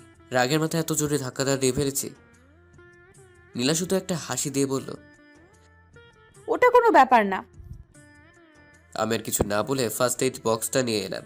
তুলোতে অ্যান্টিসেপটিক দিয়ে যেই ওর কপালের ক্ষতস্থানে লাগাতে যাব, তখনই নীলা আমার হাত ধরে বসে আর করুণ সুরে বলে, তুই কি সত্যিই এখন আর আমাকে ভালোবাসিস না? দেখুন, এসব বলার সময় না। আপনার ক্ষতস্থানটা পরিষ্কার করে ব্যান্ডেজ করতে দিন। না, তুই আগে বল আমাকে ভালোবাসিস কি না। দেখুন, এক কথা বারবার বলবেন না। আমাকে আমার কাজ করতে দিন। এই বলে যখনই আমার হাতটা বাড়ালাম, তখনই আবারও বাধা। বলুন তো কেমনটা লাগে? তুই আগে বল আমাকে ভালোবাসিস কি না। দেখুন, আমার মাথা গরম করবেন না। চুপ করে বসে থাকুন। না, আগে ঠাস করে একটা থাপ্পড় দিয়ে বললাম, চুপচাপ কোনো নরমচরণ ছাড়া বসে থাক, আর একটা কথা বলবি তো ফল ভালো হবে না। থাপ্পড়কে নীলা একদম চুপ হয়ে গেছে আর কোনো নরমচরণও করছে না। যাক, তাহলে থাপ্পড়টা কাজে দিয়েছে। কিন্তু পরক্ষণে ওর চোখ দিয়ে অনবরত বৃষ্টি পড়তে শুরু করলো আর আমার দিকে অদ্ভুতভাবে তাকিয়ে রইল। আমি সেই দিকে মন দিলাম না। সুন্দর করে ব্যান্ডেজটা করে দিয়ে বললাম, নিন, শুয়ে পড়ুন। এখনো নীলার চোখ দিয়ে পানি পড়ছে। সেটা বারবার হাত দিয়ে মুছতেছে আর নাক টানতেছে। তখন আমি তাকে একটা ধমক দিয়ে বললাম, কি হলো, শুনতে পাননি আমি কি বলছি? নীলা যেন হঠাৎ আমার এমন ধমক শুনে কেঁপে উঠে, কিন্তু সে বসে দেখে সেই একই কাজ করছে। সেই কান্না করার, নাক টানা। এখন আমি কি করি? নিরুপায় হয়ে বললাম, আসলে আমি সরি, আপনি আমার কথা শুনছিলেন না তো, তাই থাপ্পড় মেরেছি। আমি সেই জন্য কাঁদছি না, আর আমি কোনো বাচ্চা নই যে একটা থাপ্পড় খেয়েই ভাবে কান্না করব। তাহলে? এমনিতেই। মানে? তুই যখন আমাকে ভালোই বাসিস না, তাহলে এত টান কিসের আমার প্রতি তোর? আমার আঘাত নিয়ে তোর এত মাথা ব্যথা কেন? এখানে ভালোবাসার কিছু নেই, আর আপনার আঘাত নিয়েও আমার কোনো প্রকার মাথা ব্যথা নেই। আঘাত যেহেতু আমার কারণে লেগেছিল, তাই এসব করছি। ও আচ্ছা, তাহলে ধন্যবাদ। এখানে ধন্যবাদের কিছুই নেই। বললামই তো আমার কারণে হয়েছে, তাই। হ্যাঁ, বুঝতে পারছি। যা ঘুমা গিয়ে, আমার জন্য আর তোকে কষ্ট করতে হবে না। আপনিও ঘুমিয়ে পড়ুন। আমার ঘুম নিয়ে তোর ভাবতে হবে না। আমি আর কিছু বললাম না, সোজা সোফাতে এসে শুয়ে পড়লাম আর সাথে সাথে এক লাফে উঠে গেলাম। এ কি, সোফা ভিজা কেন? এখানে পানি এলো কই থেকে? আমাকে বলছিস? এখানে তো আপনি ছাড়া আর কেউ নেই। হ্যাঁ, আপনাকে বলছি, এখানে পানি এলো কই থেকে? আমি কি জানি, হয়তো রুমে বৃষ্টি পড়ছে, নয়তো বা বিড়ালে হিসু করে দিয়েছে। মজা করছেন আমার সাথে? একদম না। আচ্ছা, তোর সোফাতে ভেজা, তাহলে তুই ঘুমাবি কই? তুই তো আর বিড়ালের হিসু করা জায়গায় ঘুমোতে পারিস না, আর তোর তো আবার জ্বরের অ্যালার্জি আছে। এক কাজ কর, আজ রাতে তুই না হয় আমার সাথে খাটেই ঘুমাতে পারিস, আমার কোনো প্রবলেম নেই। দরকার নেই, আপনাকে আমার জন্য কষ্ট করতে হবে না। আমি না হয় ছাদের রুমে ঘুমাবো, নয়তো বা এই ফ্লোরে। তোর ছাদের রুমে তো কালকে আন্টি তালা লাগিয়ে দিয়েছে, আর তুই ফ্লোরে ঘুমাবি সেই সাহস আছে তোর? সমস্যা নেই আমার সাথে ঘুমাতে, আমার খাটটা যথেষ্ট বড়ই আছে। কি ঝামেলা পড়লাম রে বাবা! ফ্লোরে ঘুমাতে পারবো না কারণ অ্যালার্জি। তখন সামনে নীলার দিকে তাকিয়ে দেখলাম আমার মুখের দিকে তাকিয়ে মুখ টিপে টিপে হাসতেছে। বাহ, ভালোই মজা নিচ্ছে। আমার কাছে আর দ্বিতীয় কোনো অপশন নেই, তাই চুপচাপ বিছানাতে উঠে যাচ্ছিলাম, তখনই নীলা বলল, ওই দাঁড়া দাঁড়া, কি হলো? আগে যা ওয়াশরুমে গিয়ে কাপড় চেঞ্জ করে আয়, পেছনটা একেবারেই ভিজে গেছে। তাকে দেখে সত্যি সত্যি ভিজে গেছে, লজ্জার ব্যাপার। পেছনটা শুধু ভিজেছে। তাই চুপচাপ ওয়াশরুমে গিয়ে কাপড় চেঞ্জ করে এসে বিছানায় শুতেই নীলা কঠিন কণ্ঠে বলল, এই শোন, বিছানায় থাকতে দিয়েছি বলে একদম আমার ধারে কাছেও ঘেঁষতে চেষ্টা করবি না। কোনো রকম সুযোগ নেওয়ার চেষ্টা করলে কিন্তু। এই শোনেন, আমার ক্যারেক্টার না এতটা লুজ না। আশা করি এতদিনে হয়তো বুঝতে পেরেছেন। তা ঠিক আছে, তবুও বলে দিলাম নিজের সেফটির জন্য। আচ্ছা ঘুমা তাহলে। হুম। হঠাৎ করে ঘুম ভাঙলেই দেখি নীলা আমাকে আষ্টে পৃষ্ঠে জড়িয়ে ধরে বুকের উপর ভর করে শুয়ে আছে। আর সেটা আসলে আমার সারা মুখে ওর ঠোঁটের ছোঁয়া অনুভব করছিলাম। আর নীলা বলছিল, এই তোর এত ভাব কেন শুনি? আমি তোকে এত করে বলছি ভালোবাসি ভালোবাসি, তারপরও তুই আমাকে বিশ্বাস করছিস না। আমাকে এতগুলো কথা শোনালি। আমি নাকি এই, আমি নাকি সেই। খুব কষ্ট হচ্ছিল তখন জানিস, কিন্তু তারপর আবার খুশিও হয়েছিলাম যখন তুই রেগে গিয়ে আমাকে আপনি না বলে তুমি বলছিলি। আমি ঠিক বুঝে নিয়েছিলাম তুই এখনো আমাকে প্রচন্ড রকম ভালোবাসিস। কথাটা বলে নাকে আর একটা কিস। তারপর আবার বলতে লাগলো, কিন্তু তুই আমার উপর ভীষণ রেগে আছিস, তাই না? সেজন্যই তুই আমাকে ভালোবেসেও লুকিয়ে রেখেছিস শুধুমাত্র ইগোর কারণে। আমি সব বুঝে গেছি, তাই তুই যাই করিস না কেন আমি তোকে কোনোভাবেই ছাড়ছি না, বুঝলি? তারপর বুকের উপর থেকে নেমে গিয়ে নীলা পাশ থেকে জড়িয়ে ধরে বলল, হুম, আগে তো ভালোবাসি ভালোবাসি করে আমার পেছনে খুব ঘুরতি। আমি না হয় তখন বুঝতে পারিনি, তাই বলে তুইও বুঝবি না যে আমি কতটা ভালোবাসি? আমি শুধু চোখ বন্ধ করে সবকিছু শুনছি আর মনে মনে হাসছি। তখন নীলা আবার বলল, চিন্তা করিস না, আমিও খুব ভালো করে জানি কি করতে হবে। আজকে তো শুধু বিছানাতে শুয়েছি, তোকে দিয়ে যদি ভালোবাসি কথাটা না বলাতে পারি তাহলে আমার নামও নীলা না। মুয়া। এই বলে গালে একটা লম্বা কিস করলো। আমিও মনে মনে বললাম আমিও দেখব। অতঃপর নীলা আমাকে জড়িয়ে ধরেই ঘুমিয়ে পড়ে। আমার খুব ইচ্ছে করছিল ওকে জড়িয়ে ধরে ঘুমাতে, কিন্তু সে ইচ্ছে দমিয়ে রেখে ঘুমিয়ে পড়লাম। লাবিব, আই লাবিব, ওঠ, ওঠ না। ঘুম ঘুম চোখে বললাম, কি হলো, ডাকছেন কেন? আমি ওয়াশরুমে যাব। তো যান না, আমাকে কেন ডাকছেন? ঘুমাতে দেন তো। কিন্তু তুই যদি আমাকে এভাবে জড়িয়ে ধরে রাখিস আর যদি ছেড়ে না দিস তাহলে যাব কি করে বলতো?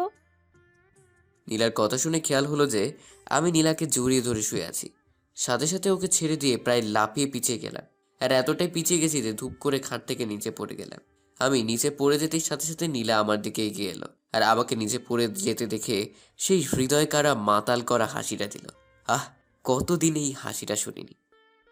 খাটের কিনারায় বসে নীলা হেসেই চলেছে। প্রথম প্রথম হাসিটা ভালো লাগছিল, কিন্তু যখন ননস্টপ হেসেই যাচ্ছে তখন গিয়ে আমার ইজ্জতে লাগলো। আমি উঠে দাঁড়িয়ে বললাম, এবার হাসার কি আছে, এটা জাস্ট একটা অ্যাক্সিডেন্ট ছিল। অ্যাক্সিডেন্ট? দেখুন, একদম হাসবেন না বলে দিলাম। কিন্তু নীলার এই হাসিটা থামছেই না। বিরক্ত লাগছে এখন হাসিটা। ধুর, এই বলে নিচে আসছিলাম তখনই নীলা আমাকে পেছন থেকে এই শোনো বলে খাট থেকে উঠে নামতে যাচ্ছিল। তখনই ওর ওড়নার সাথে পা পেঁচিয়ে পড়ে যাচ্ছিল। তার আগেই আমি ধরে ফেলি ওকে। নীলা ভয় পেয়ে চোখ বন্ধ করে একটা চিৎকার দিল। তখন বুঝতে পেরে ও নিচে পড়ে যায়নি। তখন এক এক করে চোখ খুলে, কেন জানি না নীলার ভয় মিশ্রিত মুখটা খুব মায়াবে লাগছিল। আমি অপলক ওর দিকে তাকিয়ে রইলাম। শালা, ও আমার দিকে তাকিয়ে আছে। পরক্ষণে কিছু একটা শব্দে আমার হুঁশ ফেরে। সাথে সাথেই নীলাকে নিচে নামিয়ে দিলাম। নীলা মনে হয় লজ্জা পেয়েছে এমন ঘটনাতে, তাই মাথা নিচু করে সোজা ওয়াশরুমে ছুটে যায়। আমি ওর এভাবে চলে যাওয়া দেখে একটা মুচকি হাসি দিয়ে আবার বিছানাতে শুয়ে ঘুমিয়ে পড়লাম। হঠাৎ করে চোখের মধ্যে পানি ছিটা পড়তে আবারও ঘুমটা ভেঙে যায়। আর চোখ খুলে সামনে তাকাতেই আমার চক্ষু চড়ক গাছ। নীলা এখন আমার সামনে ভেজা চুলে শুধু শরীরে একটা তোয়ালে পেঁচিয়ে পেছন ফিরে দাঁড়িয়ে আছে। হঠাৎ এমন দৃশ্য দেখে আমি ভ্যাবাচাকা খেয়ে গেলাম, কিন্তু তারপর মুগ্ধ চোখে নীলার দিকে তাকিয়ে রইলাম। নীলা তোয়ালে খুলে শাড়ি পরতেছে। নীলা এখনো দেখেনি যে আমার ঘুম ভেঙে গেছে। আমি উঠে পড়েছি। নীলার শাড়ি পরা প্রায় শেষ। কাঁধের একপাশে শাড়ির আঁচল ফেলে দিয়ে পিছন ঘুরতে আমাকে দেখে চমকে উঠে বলল, তুই কখন উঠলি? হঠাৎ করে নীলার এভাবে ঘুরে দাঁড়ানোতে আমি কিছুটা ভয় পেয়ে গেলাম। গলা দিয়ে কথা বের হচ্ছে না। কোন রকমে বলতে গেলাম, তাও তালগোল পাখি গেল। কখন উঠলাম? এই তো মাত্র।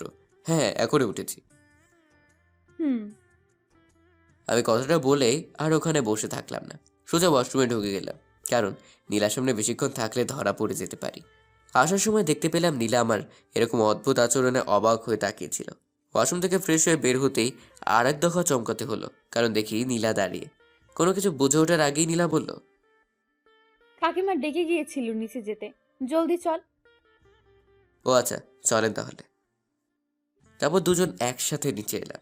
খাবার টেবিলে বসতেই মা নীলাকে জিজ্ঞেস করলো, এই নীলা, তোর কপালে কি হয়েছে রে? কাম সারছে রে। যদি জানতে পারে এটা আমার কাজ তাহলে তো। নীলা চুপ করে আছে, কি বলবে হয়তো তাই ভাবছে। বিপত্তি হলো নীলা আমার দিকে তাকিয়ে আছে এখন। তা দেখে মা বলল, কিরে লাবিব, ওর কপালে কি হয়েছে? আমার গলাটা শুকিয়ে গেল, এখন আমি কি বলি? আরে নীলাও আমার দিকে তাকিয়ে আছে, এই নাকি সে আমাকে ভালোবাসে। কিছু একটা বলে দিলে তো হতো। আর কিছু ভেবে না পেয়ে আমতামতা করে আমাকে বললাম, আসলে আম্মু কালকে রাতে মানে। কিরে এমন করছিস কেন? ভালো করে বল। না, কিছু করার নেই আর। তাই যখনই বলতে গেলাম সত্য কথাটা, তার আগেই নীলা বলে উঠল, আসলে কাকিমা, কাল রাতে আলমারি খুলতে গিয়ে দরজায় বাড়ি লেগে গেছে। তা একটু সাবধানে খুলতে পারতি তো, এত তাড়াহুড়ো করিস কেন? দেখলি তো কি হলো। অতপর মা সবাইকে খাবার দিয়ে দিল। হাফ ছেড়ে শাস্তিতে খাচ্ছিল। আর তখন আবার জেঠিমা বলে উঠল, কিরে নীলা, তোরা কি ঠিক করলি কোথায় ঘুরতে যাবি? নীলা বিন্দুমাত্র না ভেবে সোজা সাপটা উত্তর দিল, না আম্মু, আমরা কোথাও যাব না এখন। সে কি রে, কাল রাতেই তো বললি তুই কোথাও ঘুরতে যাবি, আর সকালে আমাদের জানাবি। তার মানে লাবিব তোকে কিছু বলেছে? এই লাবিব, তুই ওকে কি কিছু বলেছিস? আমি কিছু বলার আগেই নীলা বলল, না না কাকিমা, ওর আর কি বলবে, আমিই যাব না এখন। কেন ভালো লাগে না? সারাদিন কি শুধু ঘরে বসে থাকতেই ভালো লাগে? না আসলে মানে। নীলা যেন এর পরে আর কিছুই বলতে পারছিল না। ওই সময় নীলার মুখটা দেখে আমারই কেমন যেন লাগলো। তাই আমি বললাম, মা আমরা যাচ্ছি। আচ্ছা। আমার কথা শুনে নীলা আমার দিকে অবাক হয়ে তাকিয়ে থাকলো। তারপর খেয়ে নীলা উপরে চলে গেল। আমিও কিছুক্ষণ পর উপরে চলে এলাম। ঘরে আসতেই নীলা হাস্যজ্জ্বল মুখে এসে আমাকে জড়িয়ে ধরে বলল, আমি জানতাম, আমি ঠিক জানতাম যে তুইও আমাকে ভালোবাসিস। তুই আমাকে এভাবে দূরে সরিয়ে রাখতেই পারবি না।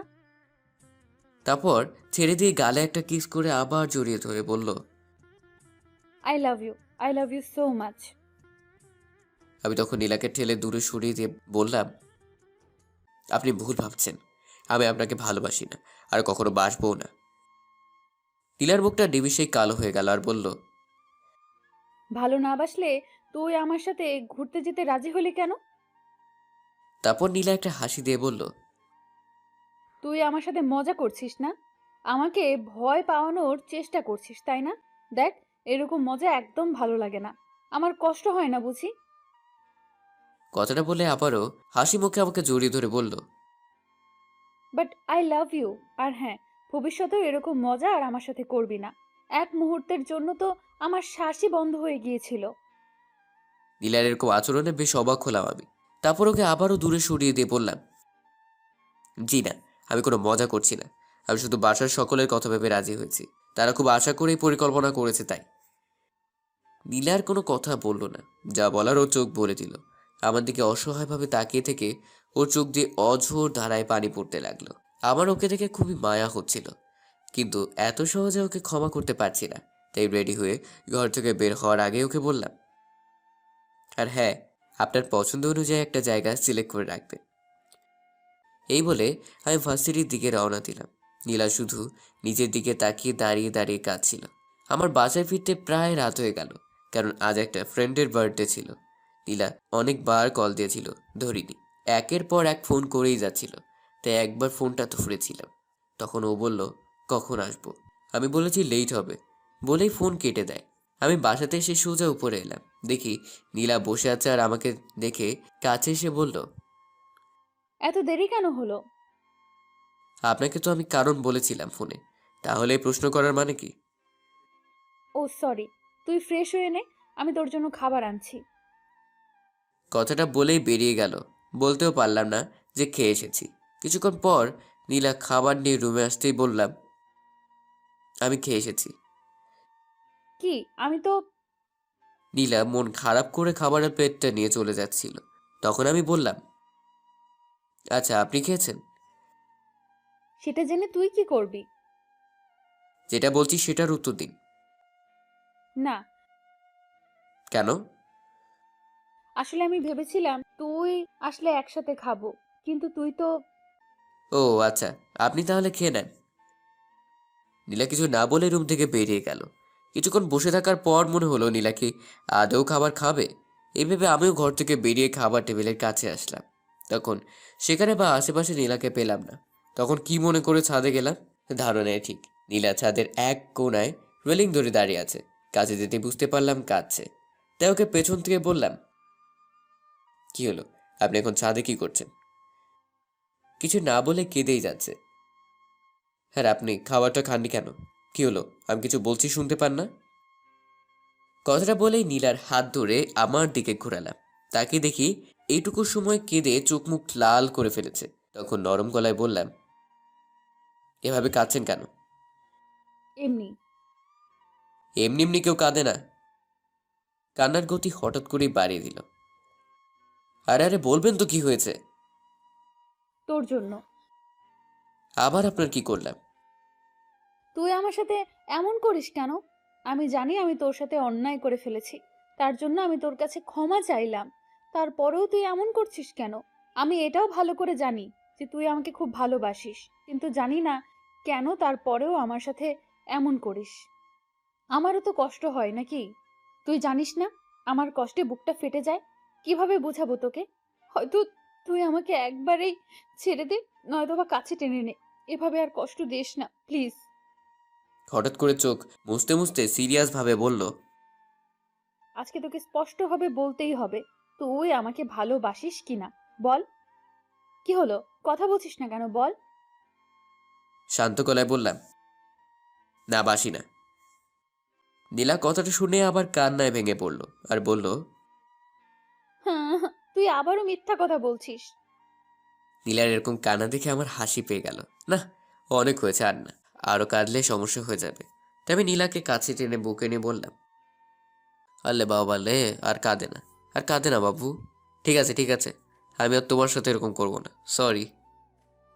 এবার নীলার কান্না দেখে কে বুকে মাথা রেখে কাঁদতে কাঁদতে আমার শার্টটা ভিজিয়ে দিল।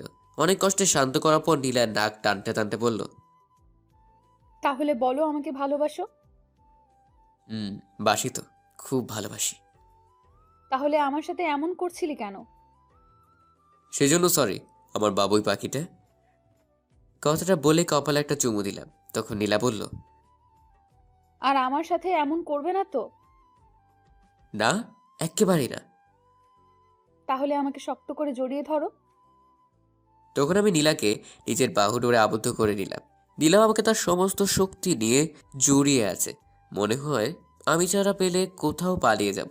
তখন আমি নীলাকে বললাম, এই শুনছো, মেঘ ডাকছে, মনে হয় বৃষ্টি আসবে। আসতে দাও। তুমি জানো আমার তোমার সাথে বৃষ্টিতে ভেজার অনেক শখ। ও তাই বুঝি, কিন্তু আমার তো আবার বৃষ্টিতে অ্যালার্জি। নীলা সেটা টের পেয়েই আমাকে ভেতরে নিয়ে যেতে চাইলো। তখন আমি ওকে শক্ত করে জড়িয়ে ধরে ছাদেই দাঁড়িয়ে রইলাম। তখন নীলা অবাক হয়ে বলল, এই কি করছো? তুমি ভিজে যাচ্ছ তো, চলো ভেতরে চলো। না, কেন? তোমার সাথে বৃষ্টিতে ভিজবো। কিন্তু তোমার সমস্যা হবে, জ্বর আসবে তো। আসলে আসতে দাও, তুমি আছো কি করতে? এই বলেই আমি নীলার ঠোঁটে একটা লম্বা লিপ কিস করলাম। তারপর নীলা আর কিচ্ছু বলেনি। এরপর আমরা হারিয়ে যাই ভালোবাসার পরম সাগরে।